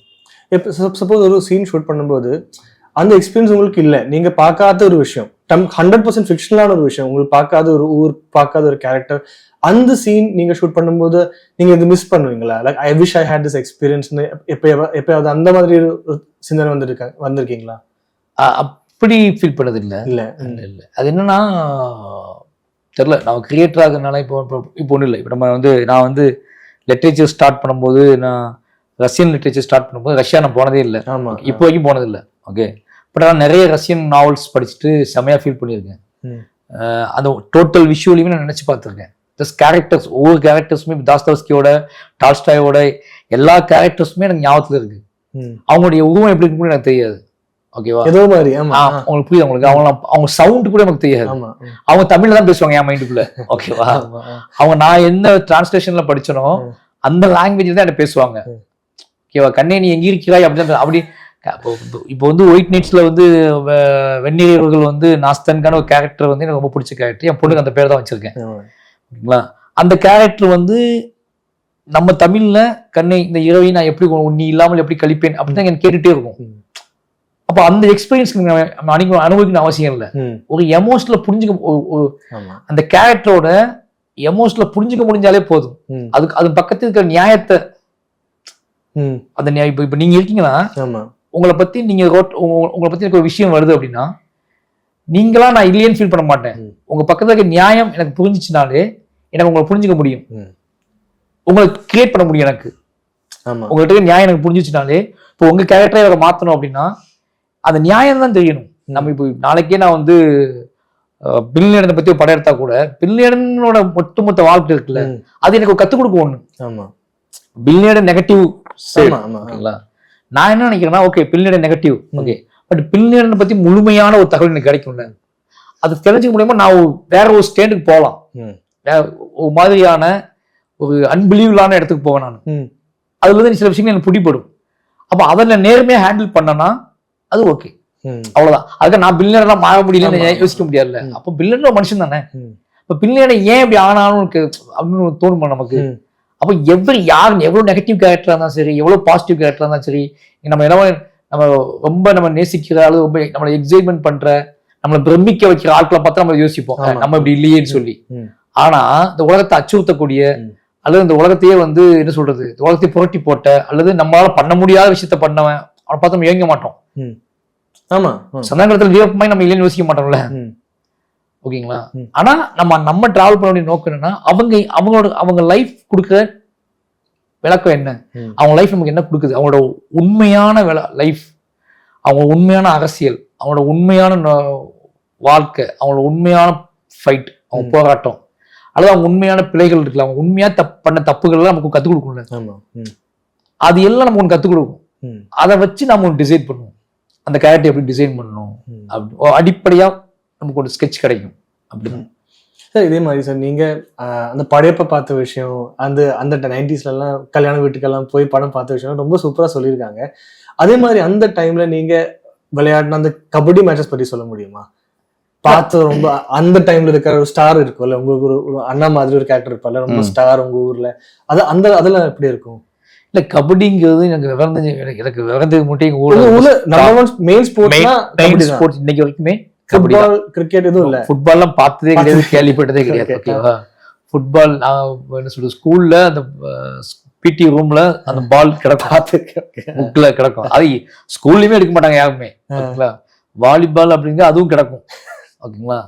எங்களுக்கு வந்து அங்க வந்து ப்ராப்பர்ட்டிஸா கேம் அது எதுவுமே எடுக்க மாட்டோம். நேரா போய் கோடு போட்டு இப்போ பிடி பீரியட் விட்டாங்கன்னா திங்ஸ் எடுக்க நாங்கள் போகவே மாட்டோம். மற்ற ஸ்கூல்லாம் எதாவது எடுக்க போவாங்கல்ல, நாங்களும் நேரா போய் கோடு போட்டு கால்ட்டு கோடு போட்டு விளையாடுறது. கபடி மட்டும்தான் அதுக்கப்புறம் அவைலபிள், வேற எதுவும் இல்ல, வேற ஸ்போர்ட்டே இல்ல. கிரிக்கெட் ரொம்ப லேட்டா வந்துச்சு. இப்போ கிரிக்கெட் நான் காலேஜ் படிக்கும் போது 12th படிக்கும் போது கிரிக்கெட் வந்துச்சு. ஆனா என்ன பிரச்சனைனா கிரிக்கெட் அந்த லைஃப் ஸ்டைலுக்கு சீக்கிரமா கிரியேட் பண்ண முடியாது. ஒரு 11 பேர் வேணும், ஒரு டீம் வேணும், அதுக்கு பெரிய கிரவுண்ட் வேணும். ஓகேங்களா. அப்ப எல்லாரும் அது இன்னும் கொடுமை என்னன்னா ரொம்ப அவ்வளவு பெரிய விஷுவல்ஸ் அது இது இல்ல, அதுக்கு அவ்வளவு பேர் ரெடி ஆகணும்ல. விளையாட ஆரம்பிப்போம், ஒரு பால் அடிச்சாலும் எடுக்க போக மாட்டான், அப்படியே அந்த விளையாட்டு முடிஞ்சு போயிடும். ஓகேவா. இங்க இருந்து பால் அடிச்சா எங்க குளத்துக்குள்ளேயோ ஆத்துக்குள்ளேயோ விழுந்துட்டு வச்சுக்கோங்களேன், நீ ஆயிடுறான், அவ்வளவு அது மேட்ச் முடிஞ்சு போச்சு. ஏன்னா அதுக்குள்ள ஒரு பாண்டிங் இல்ல. இப்ப கிரிக்கெட் வந்து டிவில ஓகே, டிவில என்ஜாய், பட் விளையாடும் போது ஒரு பாண்டிங், எமோஷனல் பாண்டிங் இருக்குல்ல, அது வந்து கிரிக்கெட்ல எனக்கு பெருசா கிடைக்கல. பட் கபடி அப்படி இல்லை. ஸ்ட்ரீட்டுக்கு, வீட்டு வாசல்ல, வீட்டுக்கு பின்னாடி, வீட்டுக்கு முன்னாடி, ஸ்ட்ரீட்ல எங்க கிடைச்சாலும் சரி ஒரு 7 பேர் சேர்ந்து கோட்டை போட்டு, அல்லது 2 பேர் இருந்தாலும் செய்தான், 3 பேர் இருந்தாலும் செய்தான், கோட்டை போட்டு, ஏன்னா காலில் அடிபட்டு ரத்தம் வழிய விளையாட ஆரம்பிச்சுவோம் எல்லாருமே. அப்போ கபடிங்கிறது யூஸ்வலாவே லைஃப்ல எல்லாத்துக்குமே நம்ம பார்த்து பழக்கப்பட்ட ஒரு விஷயம். அதனால யாருமே கபடி தெரியாம இருக்க மாட்டாங்க. ஒரு சாதாரண கபடி எல்லாரோட உடல் மொழியிலேயே, பாடி லாங்குவேஜ்லயே ஒரு கபடி ஆட்டிடியூட் இருக்கும். என்னோட பாடி லாங்குவேஜ்ல கபடி ஆட்டிடியூட் இருக்கும். இன்னும் சின்ன வயசுல இருந்து நான் கபடி பார்த்து பண்ணங்களேன். ஸ்கூல் டீம் அந்த மாதிரி, ஸ்கூல் டீம், ப்ராப்பர் ஊர் டீம், ஸ்கூல் டீம், எல்லாத்துலயுமே.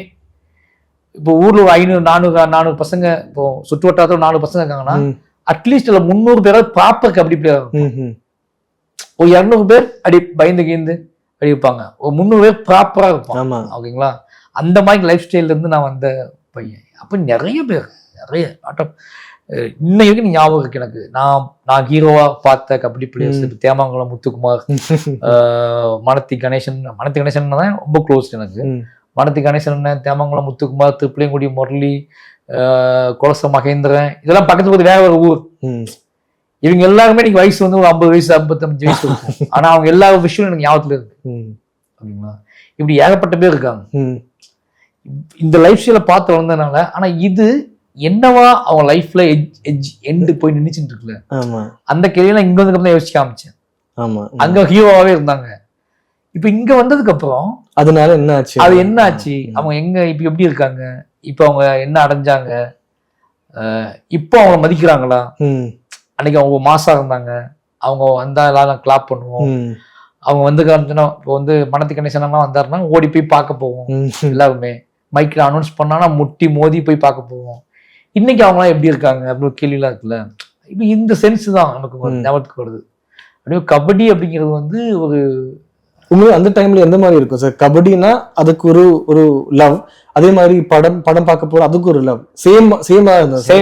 Same okay. சேம் படம் பார்க்கறதுக்கு வந்து உங்களுக்கு காசு வேணும், ஒரு டிராவல் பண்ணணும், தியேட்டருக்கு போகணும். ஓகே, தியேட்டருக்கு போகணும், படம் பண்ணணும். அப்போ இன்னும் அதில் கொஞ்சம் என்ன சொல்றதுன்னா, எந்த படம் பார்க்குறதுன்னு கேள்வி இருக்கு. அப்பா அம்மா வந்து அதை அலோவ் பண்ண மாட்டாங்க, ஃபைட் பண்ணி தான் போனாங்க. கபடி அப்படி கிடையாது. கபடி வந்து உங்களுக்கு ஈஸியாக ரீச்சபிள், ஈஸியாகவே பார்த்துருவீங்க.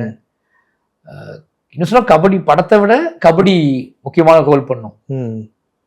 படம் வந்து ரொம்ப லேட்டடா வந்துச்சு எல்லாத்துக்கும். ஊர்கள்லாம் கரண்ட் வந்ததுக்கு அப்புறம் கொஞ்சம் வசதி 90s 80s அப்புறம் 90களுக்கு அப்புறம் தான் சினிமா மீது ஒரு பெரிய ஈர்ப்பு வருது.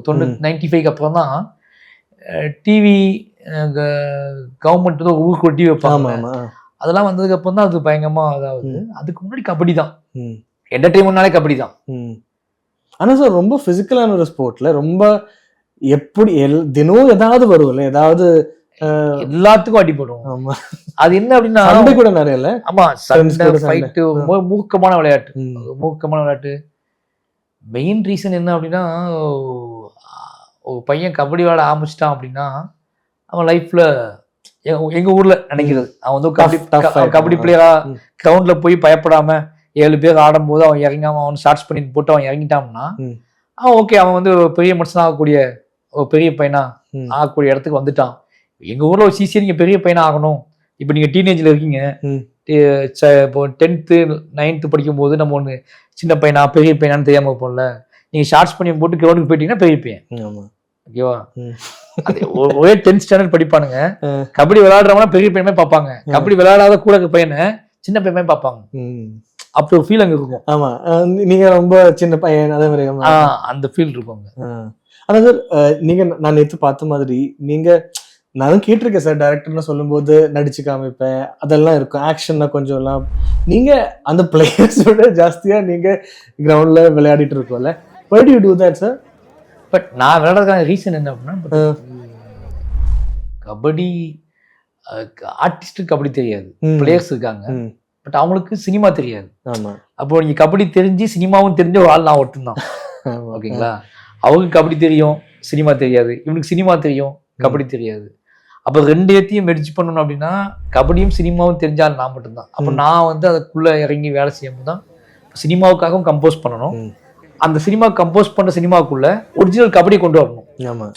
இப்போ இந்த சேலஞ்ச் இருக்குல்ல, அப்போ இந்த சேலஞ்சை புரிஞ்சுக்கணும் அப்படின்னா வேற வழி கிடையாது. ஒரு ஃபைட் மாஸ்டர் வச்சு பண்ண முடியாது, இல்ல ஒரு கபடி மாஸ்டரே வச்சு பண்ணணும் அப்படின்னா கூட அவங்க சினிமா தெரியாது. அப்ப என்ன ஆகுது அப்படின்னா வேற வழி இல்லை. இந்த படம் தான் நாம இந்த பைசன் பண்ணலான்னு முடிவு பண்ணதுக்கான காரணமே எனக்கு கபடி தெரியும் அப்படிங்கிறனாலதான்.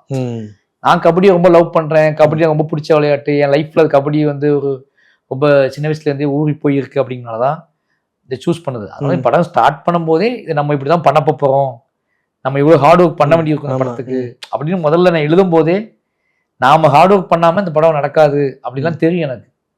இல்ல சும்மா இதுவரை படத்துல கபடி காமிக்கும் போது எப்படி இருக்கும், அதுல ஒத்தென்டிக்கா இருக்குமா சார்?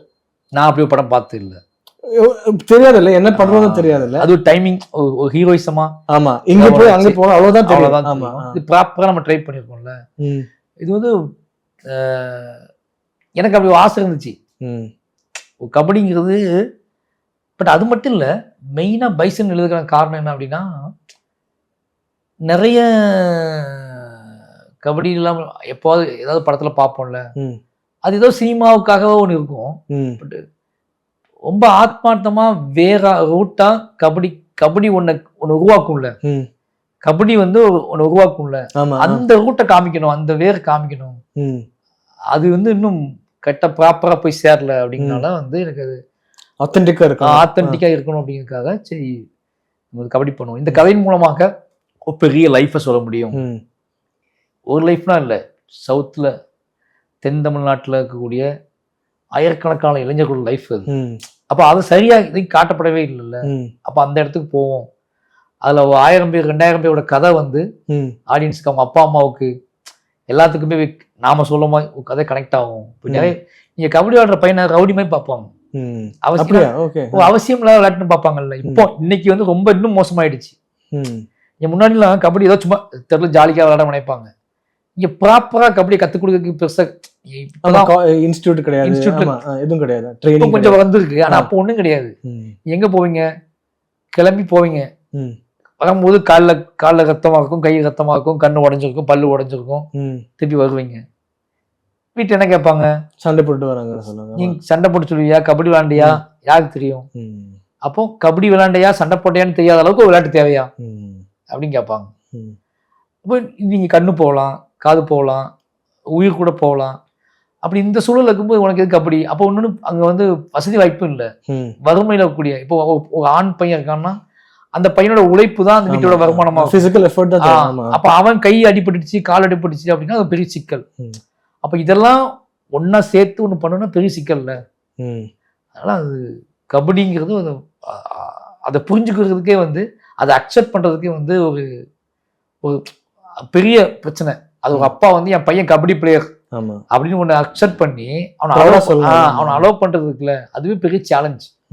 நீ போய் விளையாட்டு வா, அல்லது இப்ப நம்ம வந்து நம்ம பசங்க வந்து என்ன மாதிரி இப்போ கபடி விளையாடும் போது அப்பா உட்காந்து ரசிச்சு பாக்குறதுக்குல, நான் பையனுக்கு எப்போ வேணாலும் அடிபடுவோம்.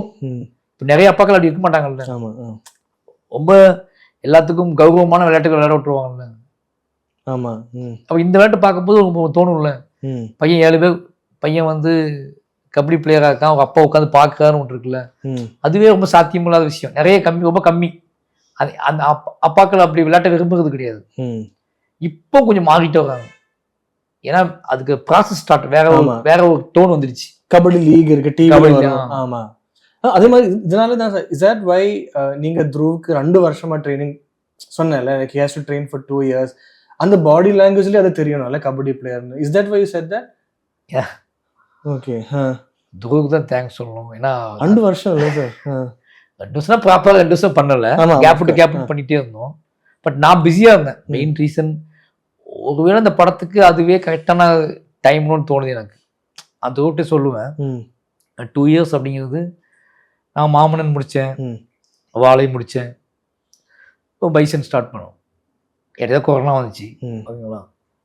பட் ஆனால் எனக்கு என்னமோ இப்போ இன்னைக்கு ஷூட் பண்ணுற போது பார்க்கும்போது ஒரு கரெக்டான டைமில் படத்தை அவனும் துருவுக்குமே மெச்சூர்ட் ஆகி கபடியை சென்சிபிளாக புரிஞ்சுக்கிட்டு அந்த ப்ராசஸ் வந்து பட் கரெக்டான டைமில் ஷூட் பண்ணுற மாதிரி எனக்கு ஒரு ஃபீல். கரெக்டாக அக்யூரேட்டாக கரெக்டான டைமில் நம்ம ஷூட் பண்ணிட்டு இருக்கோம் அப்படிங்கிற ஃபீல் தான் எனக்கு இப்போ ஷூட்டில் இருக்கு. ஒரு 2 years லேட் பண்ணிட்டோம்னு தோணலை. கரெக்டான டைமை கண்டுபிடிச்சி கரெக்டான ப்ராப்பராக ஒர்க் பண்ண வச்சு பண்ணியிருக்கோம் அப்படிங்கிற பயங்கரமான சாட்டிஸ்ஃபைடு. வேற அந்த ஸ்டேட்ல வேற ஸ்டேட் பிளேயர்ஸ் கூட ரியல் பிளேயர்ஸ். ஆமா, எல்லாமே ரியல் பிளேயர்ஸ். அப்போ உங்களுக்கு எப்படி இருக்கும் சார் அந்த பாடி லாங்குவேஜ் எல்லாம் பார்க்கும்போது? I you getting it like exactly அந்த ரியல் கபடி பிளேயர்ஸோட இதெல்லாம் இப்போ த்ரூவுக்கும் வந்துதா? ஆமா, நீங்க படம் பார்க்கும்போது தெரியும். படம் என்ன அப்படின்னா, ஒரு கட்டத்துக்கு மேலே நீங்க உள்ள இருந்து ரசிக்க ஆரம்பிச்சிருவீங்களா. ஓ இப்படிலாம் நடக்காங்க, ஓ இப்படி பண்றாங்களா, எப்படி பண்றாங்க. இப்போ நீங்க சும்மா கபடியை ஒரு நாள் பாக்குறீங்கன்னா ஓகே அப்படி போயிடுவீங்க. நீங்க அவங்க கூடவே டிராவல் பண்றீங்கன்னா கொஞ்சம் கொஞ்சமா அவங்க ரசிக்க ஆரம்பிப்பீங்க. அப்போ ஒரு சாதாரணமா இருக்கக்கூடிய கபடி பிளேயர் அப்படி பார்க்க ஹீரோவா தெரிய ஆரம்பிக்கலாம். ஓ இவ்வளோ எனர்ஜியா, ஓ இவ்வளோ மேனரிசமா, ஓ இவ்வளோ ஸ்டைலா, ஓ இவ்வளோ ஆக்ரோஷமா அப்படிங்கிறத அவன் பார்க்க ஆரம்பிக்கிறான்ல, அது அவனுக்கு பிடிச்சி போயிடுது. முதல்ல அந்த டைம் சொன்னதே ஒரு பிளேயரை வெறுமனே அவன் ஊர்ல கபடி பிளேயர் ஊர் காட்டான் அப்படின்னு பார்க்கறது இல்லாம அவனோட ஸ்போர்ட்ஸோட சேர்ந்து பார்க்கும்போது, அவனோட ட்ரீமோட சேர்ந்து பார்க்கும்போது அவன் ஹீரோவா தெரியும். நீ நார்மலா பார்த்தா அவன் நார்மல், சும்மா ரோட்ல போயிட்டு இருக்க ஒரு பையன், பண்ணின்னு தொலை போட்டு எங்கடா போக கபடியோட அப்படி பையன். ஆனா நீ அவன் கூடவே டிராவல் பண்ணி பாத்தீங்கன்னா தான் அவனோட ட்ரீமோட வேல்யூ தெரியும். ஆமா, அந்த வேல்யூல தான் அவன் ஹீரோவா மாறுவான். இந்த 2 இயர்ஸ்ல துருவ் வந்து ஒவ்வொரு கபடி பிளேயர்ஸ்க்கு கூடயும் பழக பழக பழக எவ்ரி பிளேயர்ஸ் எவ்ரி பிளேயர்ஸ் ஹீரோவா அவனுக்கு தெரிய ஆரம்பிச்ச உடனே தான் திஸ் கேரக்டர் அவன் பிலீவ் பண்ண ஆரம்பிச்சான். இப்போ கபடி பிளேயருங்கிறவன் அவன் கபடி பிளேயரா இருந்தாலே அவன் ஹீரோ தான் அப்படிங்கிறத நம்ப ஆரம்பிச்சிட்டான். அதனால அந்த கேரக்டர் ரொம்ப ஸ்ட்ராங்கா அவன் வந்து எல்லா கூடயும் பழக ஆரம்பிச்சான். எவ்ரி பிளேயரும் ஹீரோ. ஓகேங்களா? மற்றதுலேயே ஒருத்தர் இருப்பான்ல, இல்லை 7 பேர் இருக்கான 7 பேருமே ஹீரோ தான். அதுல நம்ம ஒருத்த கதையை பண்றோம், அந்த 7 பேர்த்துல ஒருத்த கதையை பண்றோம், அவ்வளவுதான். அப்படி ஒண்ணு தெரிஞ்சதுனால, அந்த ஹீரோ அவன் கண்ணுக்கு தெரிஞ்சதுனால அவன் எல்லா கூடயும் மிங்கிளாகி பழகி இந்த எக்ஸ்பீரியன்ஸே கொஞ்சம் ரொம்ப புதுசா இருக்கு. ஏன்னா இது வரைக்குமே இது ஒரு படமா பார்க்காம வெறும் ஒரு கபடி மேட்ச், கபடி டோர்னமெண்ட்காக நான் ப்ரிப்பேர் பண்ணிட்டு இருக்கிற மாதிரி தான் நான் விளையாடிட்டு இருக்கேன், ஷூட் பண்ணிட்டு இருக்கேன். கிட்டத்தட்ட ஒரு 2 வருஷம் ஆச்சு ப்ராக்டிஸ் எல்லாம் ஆரம்பிச்சு. ஸோ கேமரா இருக்கு, ஒரு இன்டர்வியூ நடக்குது, இது ஒரு படம். இப்போதான் எனக்கு ஒரு மாதிரி புரியுது. But yeah, it needs to be done, right? ஒரு டெட்லைன் இருக்கு, அடுத்த 10 daysல படம் முடிக்கணும். அண்ட் ஆல்சோ பெயின் என்ற ஒரு விஷயம் வந்து it's like it's in the mind. I feel நான் வந்து முன்னாடி my pain tolerance was very low. நான் பெயின் பத்தி like I used to get scared to get hurt and all that stuff. But now somewhere அந்த அட்ரெனலின்ல அந்த like responsibility or whatever, no, just in the speed of the shoot and in the moment அதெல்லாம் மறந்து like இங்க வலி இருந்துச்சு காலையில, ஆனா இங்க அடிபட்டதுக்கு அப்புறம் மைண்ட் அங்க போயிடுச்சு. அண்ட் தென் கையில அடிபட்டுச்சு. ஸோ நவ் கான்சென்ட்ரேஷன் எங்க இருக்கு, நான் மறந்துட்டேன் இங்க ஒரு இன்ஜுரி இருக்குன்ட்டு. But it was a serious injury.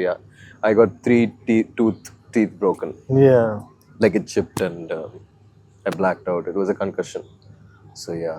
But tell me this, man, like you've already, this is your 3rd or 4th movie, third movie, and this is a work that you started about almost 2 years ago. You know, you probably dealt with all the emotional stress of acting, you know, like complicated performances. Mahan was a very complicated performance. Your dad was on set, all that was there. But this is physical exhaustion, right? Yeah. To another extent. Yeah. Which do you think you're better at handling? So Mahan was a psychological battle. ஏன்னா அப்பாவோட நடிச்சிட்டு இருக்கும்போது, அப்பாவோட fight பண்ணிட்டு இருக்கும்போது, I remember those scenes were very intense and அது ரொம்ப கஷ்டமா இருந்துச்சு. Very messed up and quite dark as an experience. ஆனா there was ஏதோ ஒரு எம்பவரிங்கான ஒரு விஷயம் இருந்துச்சு மகான்ல. இந்த படத்துல என்னன்னா it's more physical work, like you say. ஆனா ஃபிசிக்கல் ஒர்க் பண்ணிட்டு இருக்கும் போதும் நடிக்கணும். ஸோ அதனாலதான் அந்த training was so that I didn't have to act like a kabaddi player. நான் ஒரு கபடி பிளேயர்லாம் மாறலாம். Body language is already automatic. Yeah, automatic. Now it's all impulsive and கோர்ட்ல 7 பேர் ஒரு நின்னுட்டு இருக்கும்போது I know how to move, I know how to speak to them. And அதனால தான் மாரி சார் அந்த ட்ரைனிங் கண்டிப்பா நடக்கணும். 2 வருஷம் I was doing that like every day, night and day. So yes, it's physically exhausting. படம் 2 வருஷத்துக்கு வெயிட் பண்ணதுனால, பிராக்டிஸ் பண்ணதுனால இது ஒரு மாதிரி கம்ஃபர்டபிள் ஆயிருக்கு. நான் ஐ திங்க் லைக் நான் சொன்ன மாதிரி இது ஒரு படமே நான் மறந்துட்டேன். நான் பாஸ்ட் 2.5 years-ஆ நான் ஒரு ஆக்டர், மகான், ஆதித்ய வர்மா, இதெல்லாம் it's not there. Just I'm Kitan in Bison. So even when you're reacting as they're shooting, it's almost like you're just a player. You're playing and this is a tournament. You're totally sold into all that. And coincidentally Asian Games வந்து அடுத்த வாரம் எடுக்கிறோம். So that's at the last. We shot it in chronological. It's almost sequence. So நான் என் மைண்ட்ல prepare ஆயிட்டு இருக்கேன். Past 1 வருஷமா கடைசியில ஏஷியன் கேம்ஸ் எடுக்க போறோம். அங்க போய் நான் இப்படி ஆடணும், அதுக்காக நான் ப்ரிப்பேர் பண்ணிட்டு இருக்கேன். And it is Mari sir's flow and process, and that's where I am. But what do you tell yourself, man? Like when you get tired, when you get exhausted, when it's a part of such a long process in your career, and you're 26, 27, right? It's not like you've also worked in 100 movies before this or anything of that sort.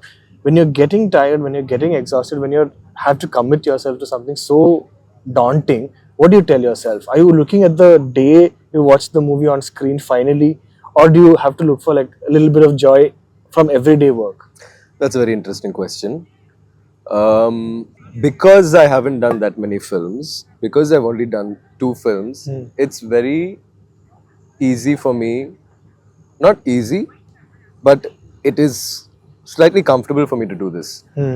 2 years நான் நிறைய பேரை meet பண்ணியிருக்கேன் கபடி ஃபீல்ட்ல. I have interacted with over 500 boys, Yeah.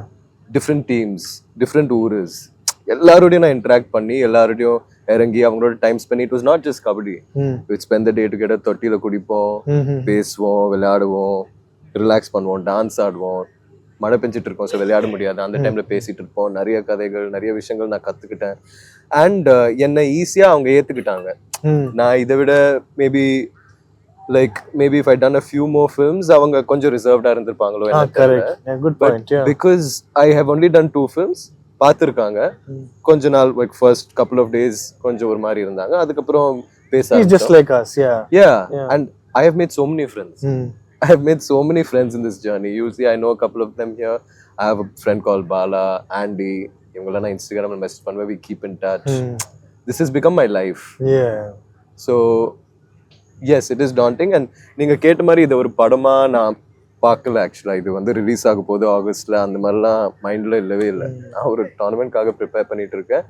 And I am very excited to see how that translates எடிட்ல, படத்துல, all that. So yeah. Were you involved? Why did you get as much time as you got in this film with the previous films also, right from the first stage? At every single stage you've been a part of this film, right? Yeah. Were you involved to that extent in the previous 2 films? No. இதுல கூட கபடி கத்துக்கிட்டு இருக்குது, திருநெல்வேலியில இருந்தேன். Are you enjoying kabaddi now? Do you think you'll continue playing it after the movie? No. You played enough for a lifetime. I feel I'm good at kabadi. Yeah. Kabaddi நல்லா ஆடுவேன். ஆனா இது I just want to forget the sport after this movie because That it shouldn't affect maybe. No. It's like, how do I explain it? ஒருவேளை படம் release ஆனதுக்கு அப்புறமும் நான் கபடி ஆடி இன்னும் நான் நல்லா விளையாட ஆரம்பிச்சிட்டேன்னா, சரி இது அப்பவே நான் ஆடி இருக்கணும்னு தோணுதுனால நான் மாட்டேன். இருக்கிற கபடி வீடியோஸ் எல்லாம் டெலீட் பண்ணிட்டு எல்லாமே எரேஸ் பண்ணிடுவேன். I thought you were going to say maybe you'll think of that as a career. No. Yeah. But tell me this, okay? This is your 3rd film, and like I've been talking to everybody. They have such wonderful things to say about, you know, your work ethic, and you know how you've kind of developed that in this film or through these couple of years after you've become an actor. What do you think of this particular stage that you are at as an actor? Like, have you completely, totally fallen in love with the profession, you know, the challenges of the profession, or are you still in the process of figuring out the challenges? And you know, I think இந்த படத்துல என் work ethic இல்லை என் hard work பற்றி சொல்கிறாங்கன்னா அதோட main காரணம் வந்து இயக்குனர் மாரி செல்வராஜ் தான். நீங்கள் என்கிட்ட பார்க்குற ஹார்ட் ஒர்க் வந்து நீங்கள் நோட் பண்ணியிருப்பீங்க. நான் பண்ணுற விஷயம் வந்து அவர் 10 வாட்டி பண்ணுறாரு. டிஃபெண்டர்ஸ் பண்ணுற விஷயம் வந்து 20 வாட்டி பண்ணுவார், பண்ணி காமிப்பார். காலையிலேருந்து நைட் வரைக்கும் ஓடுவார். 24 hours. நீங்கள் என்ன கேட்குறீங்கல்ல, என்னை விட அவரும் இன்னும் ஹார்ட் ஒர்க் பண்ணிட்டு இருக்காரு. ஸோ அதை வந்து நான் ஒரு கஷ்டமான விஷயம் இல்லைன்னா ஹார்ட் ஒர்க்காகவே நான் நினச்சா கூட this is what this director deserves because of the director that he is, and it is my duty. ஒரு ஆக்டராக இது வந்து என்னோட duty. So it is all coming from there. இப்போ யாராவது இல்லை நீங்கள் work ethic, I feel a bit when people say that because I'm like, you see what this man does, like and the movies that he creates and his intent as a filmmaker.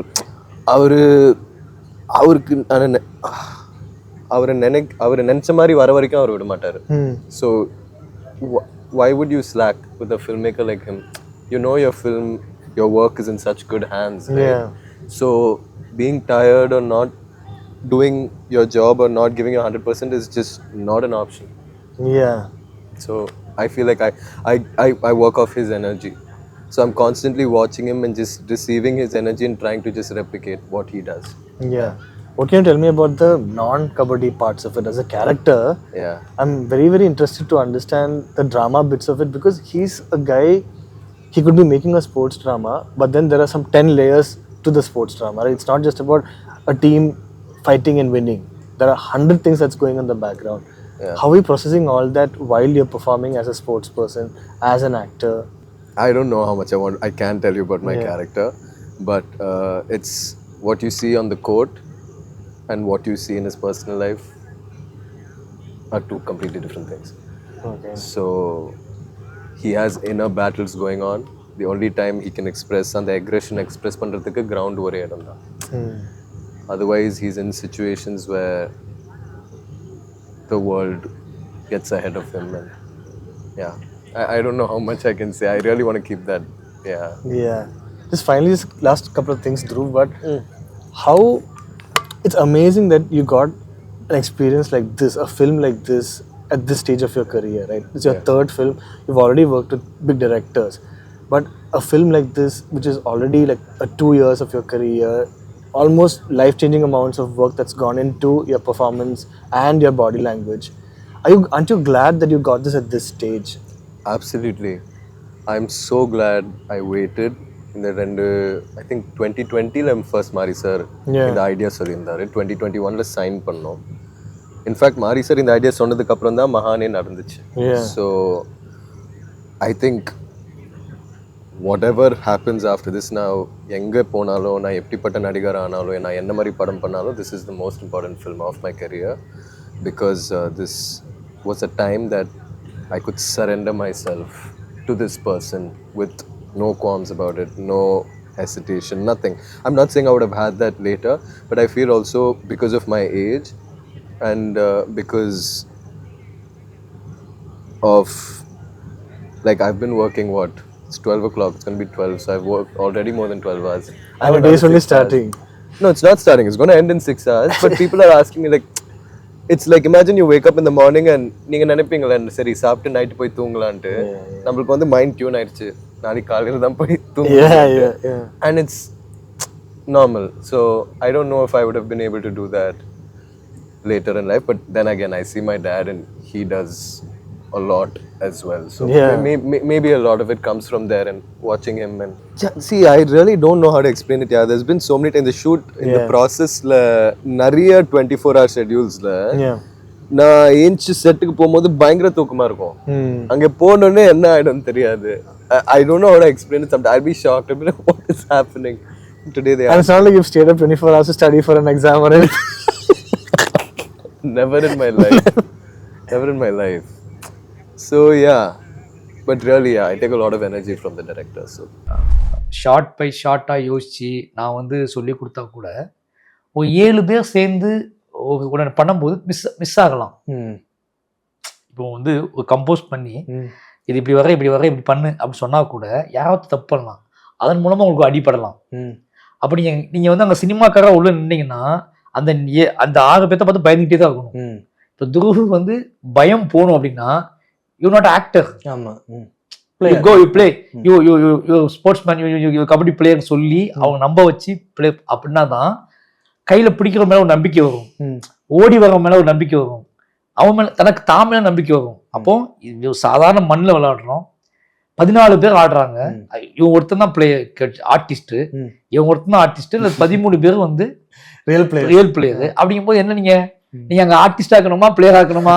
பிளேயரா இருந்தா தப்பிச்சு வெளியே வரலாம், ஆர்டிஸ்டா இருந்தா கண்டிப்பா அடிபடும். அப்ப நீ பிளேயரா இருந்தா மட்டும்தான் இந்த கிரவுண்ட்ல நம்ம எல்லாம் ஷூட் பண்ண முடியும் அப்படின்னு சொல்லி அப்படி பிளேயரா மாத்தினதுதான். ஏன்னா இங்க 13 பேர் நீ கரெக்டா நீங்க ஃபாலோ பண்ணிட்டே இருக்க முடியாது. அப்ப நீங்க அவங்கள ஒரு பிளேயரா மாறல அப்படின்னா எனக்கு சேலஞ்ச் என்ன, ஒண்ணு இந்த 13 பேர்த்தையும் ஆர்டிஸ்டா மாத்துறதா, இந்த 13 கபடி பிளேயர் ஆர்டிஸ்டா மாத்துறதா, ஒரு ஆர்டிஸ்ட கபடி பிளேயரா மாத்துறதா. அப்ப நம்மளால என்ன முடியும், ஒரு ஆர்டிஸ்ட கபடி பிளேயரா மாத்த முடியும், 13 கபடி பிளேயரையும் ஆர்டிஸ்டா மாத்த முடியாது. அப்போ நான் சொன்னது, நீ பிளேயரா மாறினாதான் இந்த படம் பண்ண முடியும், நீ பிளேயரா மாறல அப்படின்னா இந்த படம் பண்ண முடியாது. அதனாலதான் I'm not actor, player. Hello sir. Hi, how are you doing? Welcome to THR India, and thanks so much for welcoming us to the sets of Bison. So you mentioned the word authentic, sir, but how do you facilitate that? You know, when a director like Mari sir comes and he pitches a script to you, how do you ensure he gets everything to make sure he maintains that authenticity? Actually, see, as producers, our job is really to enable and to empower. And honestly, when you're working with directors like Mari or with Ranjit, I think they are extremely honest and deeply rooted makers in their own right. I think they worry more about authenticity than we do. I mean, they know exactly what they are doing. I think it's our job to make sure that whatever they need to do that is made available. You know, that you are able to make it as peacefully and authentically as possible. And it's not just money, it's the whole sort of, you know, the surround sound that goes with it. So I think that's the key role. But we depend a lot on the director's vision, because I think the director knows best. The director is seeing the film first. Yeah. The director knows exactly what he thinks he's seeing. And one has to have faith and belief in that vision. And patience. And patience, of Yeah. course, because this is the nature of the business, Correct, you know, that, you know, you're making something, and from idea to screen is a journey. So the idea is to have a good journey, make friends along the way, and hopefully, you know, dazzle audiences when it finally hits the screen. Sir அதே மாதிரி இப்போ 5 படம் முடிச்சிட்டாங்க sir. Now when we see உங்களோட படம் ஒரு single frame பார்த்தாலே தெரியும் இப்போ திஸ் இஸ் மாரி சார்ஸ் ஃபில்ம்னு. அதே மாதிரி நீங்கள் எழுதும்போதும் is your film looking like your film? அந்த ஐடியா வரும்போதே ரொம்ப டிஃப்ரெண்டா இருக்கா, இல்லைன்னா is it starting to look like what we think is your film? இப்போ உங்களுக்கே தெரியும் உங்களோட ஸ்டைல். எனக்கு எழுதுறதுக்கு முன்னாடி அந்த விஷுவல் தெரியும், ஃபுல் படம் தெரியும். சூப்பர். ஓகே சார், நான் சொல்லியிருக்கேன்ல, வந்து என்னோட ஸ்கிரிப்ட் அப்படிங்கிறது வந்து என் கூட சேர்ந்து வேலை செய்யக்கூடிய ஆட்களுக்கு அவங்களுக்கு தெரியணும்ல. ஆமாம், அதுக்காக மட்டும்தான் என்னோட ஸ்கிரிப்ட் அப்படிங்கிறது என் மைண்டில் இருக்கக்கூடிய மட்டும்தான். நான் வந்து பேப்பர் வச்சு ஒர்க் பண்ணதே கிடையாது. பேப்பர் எதுவும் எழுது கிடையாது. எழுதுவேன், நான் 400 பேஜ்னு எழுதிடுவேன், எழுதி கொடுத்துடுவேன். பட் அதுவும் படத்துக்கு சம்மந்தம் இருக்காது. ஓகேங்களா?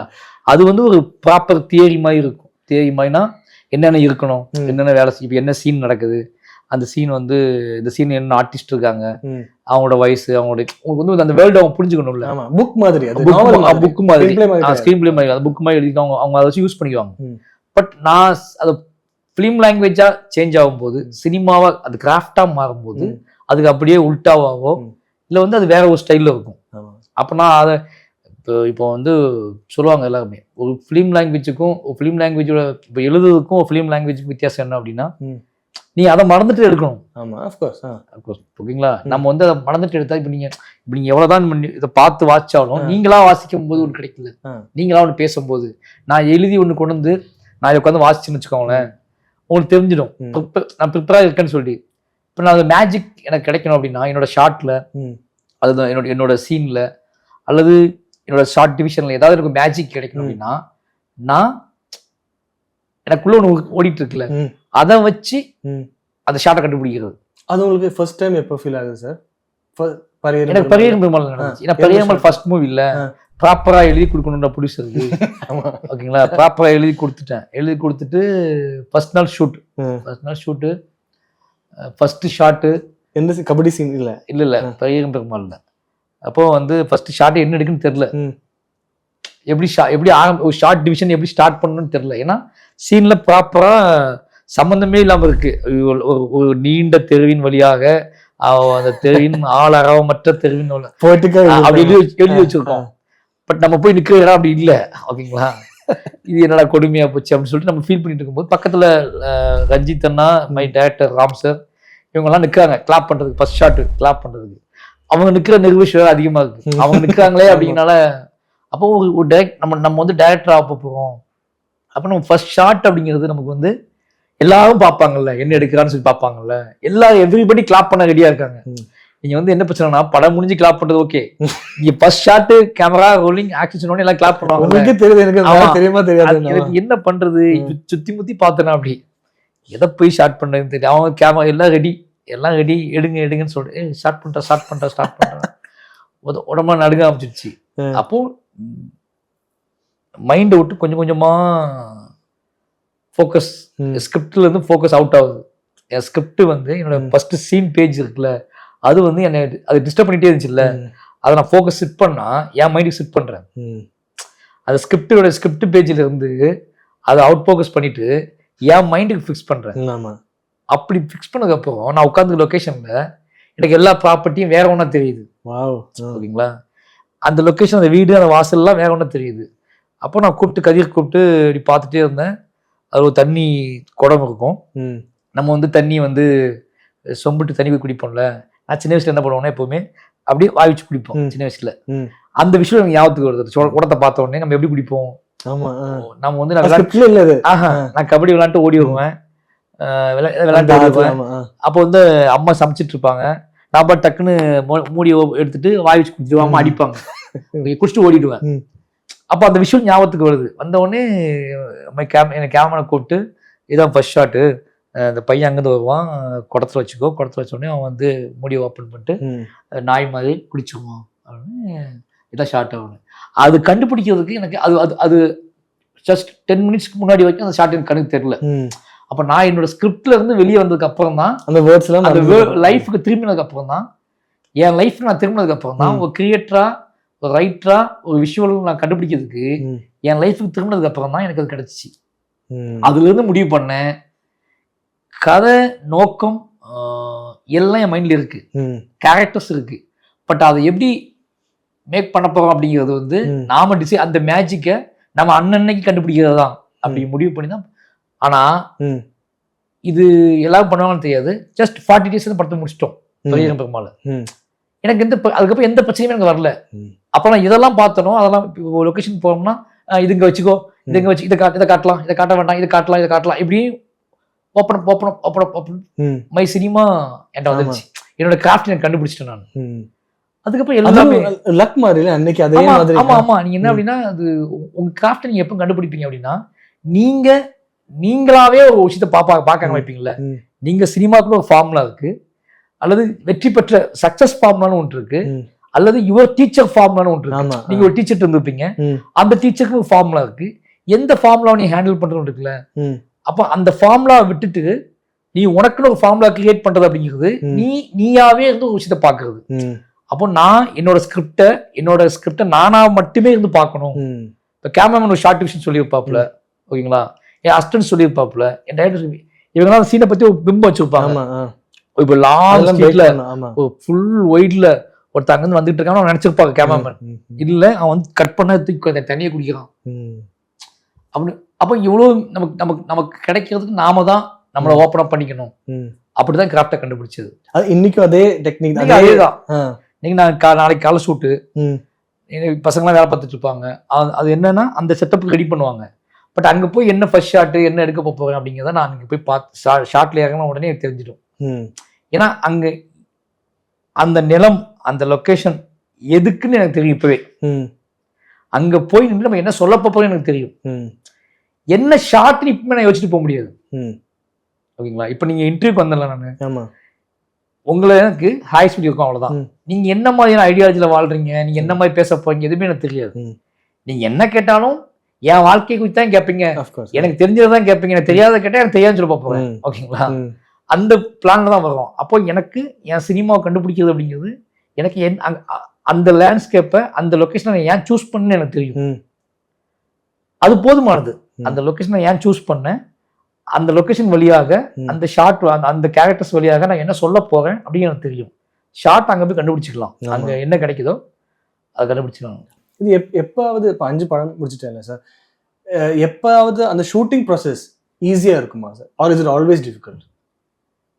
டிஃபிகல்ட் அப்படின்னா எப்படி சொல்றது, பிசிக்கலி டிஃபிகல்ட்டா என்ன அப்படின்னா உங்க மைண்ட் செட்டுக்கு அங்க வேலை செய்யற 500 பேர்த்தையும் கொண்டு வரதுல கமெண்ட் தான். ஏன்னா ஷவுட் அப்படி சொல்லல நானு, ஒவ்வொருத்தவங்க ஒவ்வொரு மனநிலையில இருப்பாங்க.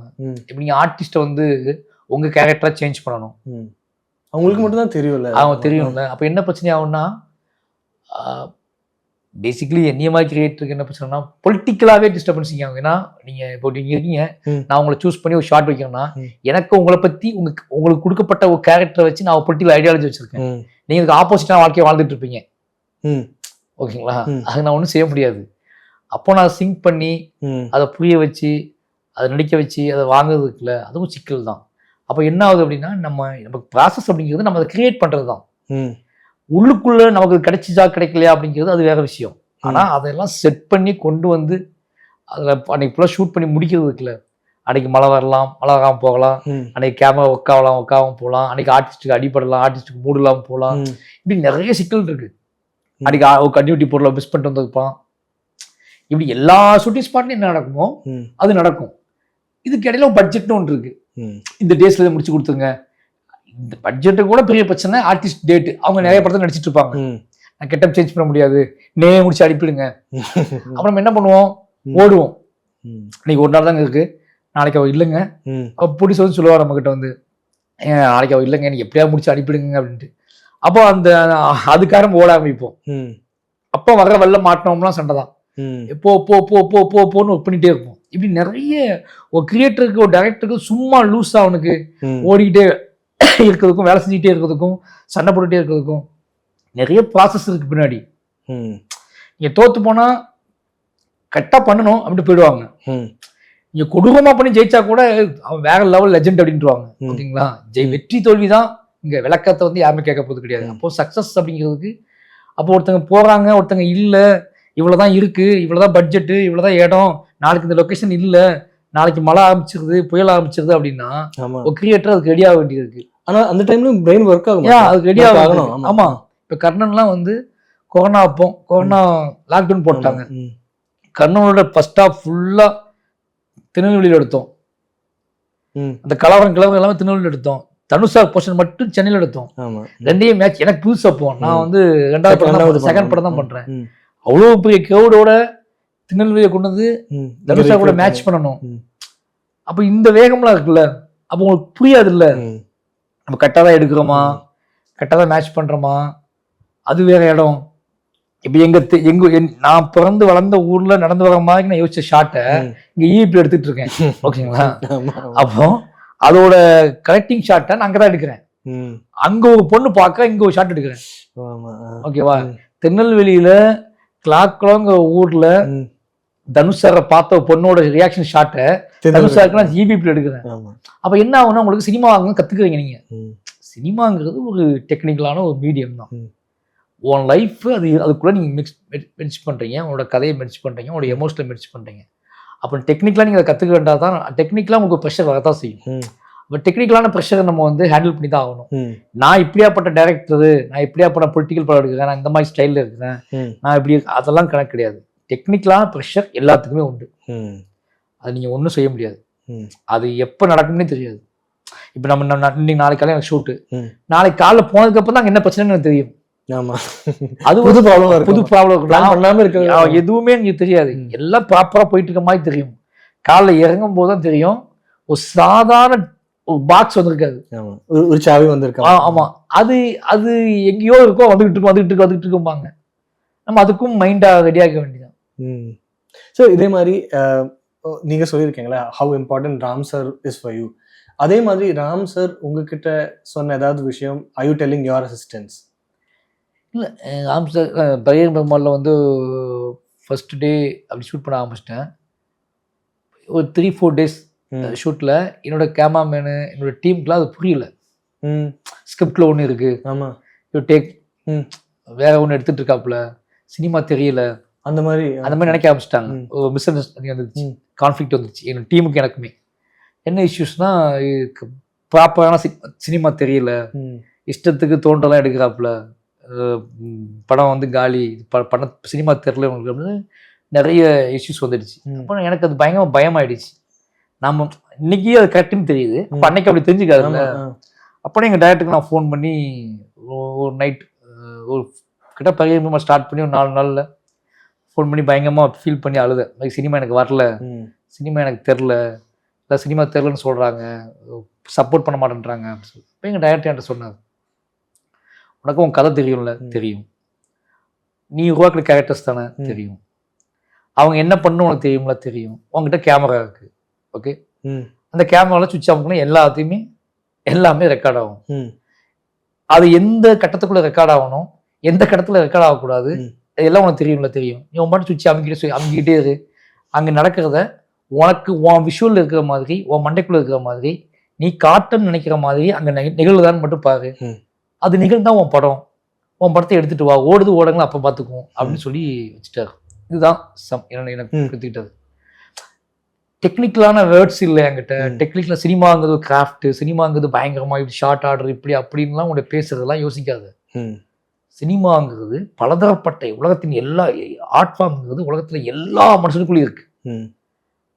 அவன் என்னவா வாழ்றானோ, என்ன மொழியில வாழ்றானோ, என்ன லைஃப் ஸ்டைலில் வாழ்றானோ அதன் மூலமா அவன் கற்பிக்கிறான். என்னை விட அதிகமான கதை உணர்வும், அதிகமான பொலிட்டிக்கல் சென்ஸும், அதிகமான ஒரு ஆற்றலும் மிக்கவும் ஊர்ல இருக்கலாம். சினிமாக்கு வராமலே, ஓகேவா? அப்போ சினிமாங்கிறது இந்த டெக்னிக்கல் வேர்ட்ஸை வச்சு சினிமாவை மதிப்பிடாத. முதல்ல உனக்கு என்ன வேணுமோ முதல்ல ஸ்ட்ராங் பண்ணுவோம். நீ என்ன சொல்ல போ, எதுக்காக சூஸ் பண்ணு. அப்போ ஒரு ஃபிலிம், ஒரு படத்தோட ஃபிலிம் லாங்குவேஜ் அப்படிங்கிறது அந்த ஸ்கிரிப்டோட டிமாண்ட் தான், நோக்கம் தான். நீ ஏன் இந்த படத்தை பண்ணணும்னு ஆசைப்படுற? நான் ஏன் பெரிய கும்பல் பண்ணணும், நான் ஏன் வாழை பண்ணணும், நான் ஏன் மாமன்னன் பண்ணணும் அப்படின்னு முதல் லைன் எழுதும் போதே எனக்கு தோணிடணும். நான் சும்மா ஒன்று எழுதிக்கிட்டே வந்து வந்து வந்து வந்து வந்து வந்து தோன்றதெல்லாம் எழுதிட்டு கூடாது. முதல்ல நான் ஏன் இந்த படத்தை எழுத போவேன், ஒரு லவ் லெட்டர் மாதிரி தான். நான் ஏன் இந்த பொண்ணை காதலிக்கிறேன் அப்படின்னு ஒரு லவ் லெட்டர் எழுதுகிறேன். அதே மாதிரி தான் நான் ஏன் இந்த ஸ்கிரிப்டை பண்ணணும்னு ஆசைப்படுறேன். ஏன்னா யாருமே ஒரு கதை தெரியாம எழுத போவதில்லை, ஒரு கதையோட நோக்கம் தெரியாம எழுத போவதில்லை. அந்த கதையை சினிமாவுக்காக 2.5 மணி நேரமா ஆக்குவதுக்கு தான் நம்ம எழுதுறோம். நமக்கு தெரியும் கதை, அது ஒன்லைனா கூட இருக்கலாம், ஒரு வரி கதையா கூட இருக்கலாம், 10 பக்க கதையா கூட இருக்கலாம், அல்லது பல 100 ஆண்டுகளோட கதையா கூட இருக்கலாம். பொன்னியின் செல்வன் மாதிரி பல 100 ஆண்டு கதையா இருக்கலாம். பட் நான் அதை ஏன் சூஸ் பண்ணணும் இருக்குல்ல, அது இல்லாம நீ எழுதாத உட்கார்ந்து எழுத வேஸ்ட்டு. இந்த பொண்ணு நமக்கு ஏன் பிடிச்சிருக்கு, இந்த பொண்ணுக்காக நான் என்ன எக்ஸ்ட்ரீம் வேணாலும் போவேன், இந்த பொண்ணு எனக்கு வேணும், இந்த பொண்ணின் மீது எனக்கு பெரிய அன்பு இருக்குன்னு காட்டுறதுக்கு நீ முடிவு பண்ணி ரத்தத்தால் எழுதுக பெனால், இது எதுவுமே அந்த எதுவுமே இல்லாம எழுத முடியாதுல்ல. ஒருத்த குத்தி கிழிச்சு என்ன எழுதுறான்னா அவன் அதுக்கு முன்னாடி ரெடி ஆயிடுவான் ப்ராப்பரா. அப்போ ஒரு ஸ்கிரிப்டை நீ முடிவு பண்றதுக்கு முன்னாடியே உனக்கு அந்த ஸ்கிரிப்டை நீ சூஸ் பண்ணதுக்கான நோக்கத்தை உனக்கு தெரியணும். அது தெரியாம பக்கமா எழுதி வேஸ்ட். பக்கமா எழுதுனா நீ பார்த்த படத்தை தான் எழுதிட்டு இருப்ப. நீ பார்த்த படத்தோட ஷார்ட்டை, நீ பார்த்த படத்தோட விஷுவலை, எல்லாமே எழுதிட்டு இருப்ப. நீயா உன்னை நம்பினா உன்னோட எழுத்து அப்படியே அங்க பார்த்து போகும். நீ உன்னை பிலீவ் பண்றல. இப்ப நீங்க உங்களை நல்லவன் நிரூபிக்க நீங்க நினைச்ச ஒன்று எழுத ஆரம்பிச்சீங்கன்னா உங்களோட எல்லா விஷயத்தையும் யோசிப்பீங்கல்ல. உங்க அம்மா, உங்க வீட்லயே உங்க அம்மா தான் நல்லவங்க அப்படின்னு நீங்க முடிவு பண்ணி வச்சுக்கோங்களேன். உங்க வீட்டை பத்தி ஒரு நாவல் எழுதுறீங்கன்னா உங்க அம்மாவை பத்தி நீ ஒன்று எழுதியே போவீங்கல்ல. ஆமா. அப்போ நீங்க ஒன்று எழுதுறதுக்கு முன்னாடியே உங்களுக்கு அதை பற்றியான தீர்க்கமான ஃபைனலான ஒரு நோக்கம் இருக்கணும். அது என்ன படமா இருந்தாலும் சரி, அது காதல் படமா இருந்தாலும் சரி, அது பொலிட்டிக்கல் படமா இருந்தாலும் சரி, அது ஆக்ஷன் த்ரில்லர், என்ன ஜேர்னராக இருந்துட்டு போ, அந்த ஜேர்னரை நீ ஏன் சூஸ் பண்ற? நான் வெறுமனே சினிமா அது தியேட்டர்ல ஆன் பண்ணா ஓடும், கிளாப் பண்ணுவாங்க, என்ஜாய் பண்ணுவாங்க அப்படின்னு நினைச்சோம்னா எங்கெல்லாம் என்ஜாய் பண்ணாங்க அப்படின்னு எல்லா படத்தையும் யோசிப்பேன். என்னென்ன படத்துக்கெல்லாம் என்ஜாய் பண்ணாங்க? ஓ பேய் படத்துக்கு என்ஜாய் பண்ணாங்களா? ஓ இங்க ஒரு ஆக்ஷன் த்ரில்லருக்கு என்ஜாய் பண்ணாங்களா? இங்க ஒரு ஸ்மக்லிங் படத்துக்கு என்ஜாய் பண்ணாங்களா? அப்ப எதெல்லாம் எழுதுறது இப்படி யோசிப்பேன். கன்ஃபியூஷன் வரும். அப்போ நான் மெயினா நான் சூஸ் பண்ண வேண்டியது, நான் சொல்ல வேண்டியது எது, என்கிட்ட இருக்கிற விஷயத்த எதை சொன்னா நான் ரொம்ப ஆக்டிவா இருப்பேன், ஃப்ரெஷ்ஷா இருப்பேன், எனர்ஜியா இருப்பேன். இப்ப நம்ம 2 பேர் இருக்கோம் அப்படின்னா என்கிட்ட எதை பேசினா நான் எனர்ஜியா இருப்பேன்னு எனக்கு தெரியும். நீங்க என்கிட்ட என்ன சொன்னீங்கன்னா நீங்க வேற ஏதாவது பேசுனீங்கன்னா அப்படிங்களா உட்காந்துருப்பேன். ஆமா. இப்போ அதே மாதிரி உங்ககிட்டயும் நான் வந்து உங்களுக்கு பிடிச்ச விஷயத்த நான் பேசணும்னு வச்சுக்கோங்க, நீங்க பயங்கர எனர்ஜியா பேசுவீங்க. அப்போ நமக்கு பிடிச்ச விஷயமா அது பார்க்கணும்ல, அதான் main. So last question sir, இப்போ இட்ஸ் பின் 7 இயர்ஸ்ல ஃபர்ஸ்ட் படம் முடிஞ்சதுக்கப்புறம் 7 இயர்ஸ் எல்லா ரீதியிலும் உங்களோட ஊர்லேருந்து வந்த you want to become a director, that's over. Like financially everything you are more secure, everything that you think is success already it's already over. But when you look back at these 7 years, what would you say is the most happiest moment? அது ஒவ்வொரு time ஒன்று இருக்கு, அது மாறிட்டே. ஏன்னா அப்படின்னா நீங்க இப்போ நான் என் பையன் கூட பயங்கரமா டைம் ஸ்பெண்ட் பண்றது. ஏன்னா என்னன்னா இப்போ பைசன் நான் எடிட்டிங் பண்ணிட்டு இருப்பேன். இப்போ நான் ரொம்ப பைசன் வந்து இப்போ எல்லா படத்தையும் பைசன் எடிட் பண்ணி அவன் வருவான் அடிக்கடி உள்ள. அவனுக்கு 3 வயசு தான் ஆகுது, ஓகேவா? ஆனா என்னன்னா அவன் ஒவ்வொரு டைலாக் ஞாபகம் வச்சிருக்கான், அந்த சாங்ஸை பாடுவான், நைட்டு தூங்கிட்டு இருக்கும்போது அந்த பாட்டு பாடிட்டு இருப்பான். எனக்கு வந்து நம்ம ஒரு படத்தை நம்ம ஆன் ப்ராசஸில் வச்சுருக்கும் போது இவன் அதை என்ஜாய் பண்ணுறான்ல, இவனுக்கு கனெக்ட் ஆகுது இல்லை. எனக்கு அது வந்து என்னமோ இப்போ ஒரு 4 மாசமா எனக்கு அது பயங்கர மேஜிக்காக தெரியுது. அவனுக்கு 3 வயசு தான், அவனுக்கு எதுவுமே தெரில.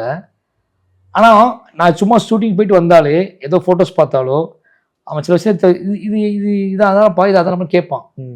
எனக்கு என்ன தோணுது அப்படின்னா,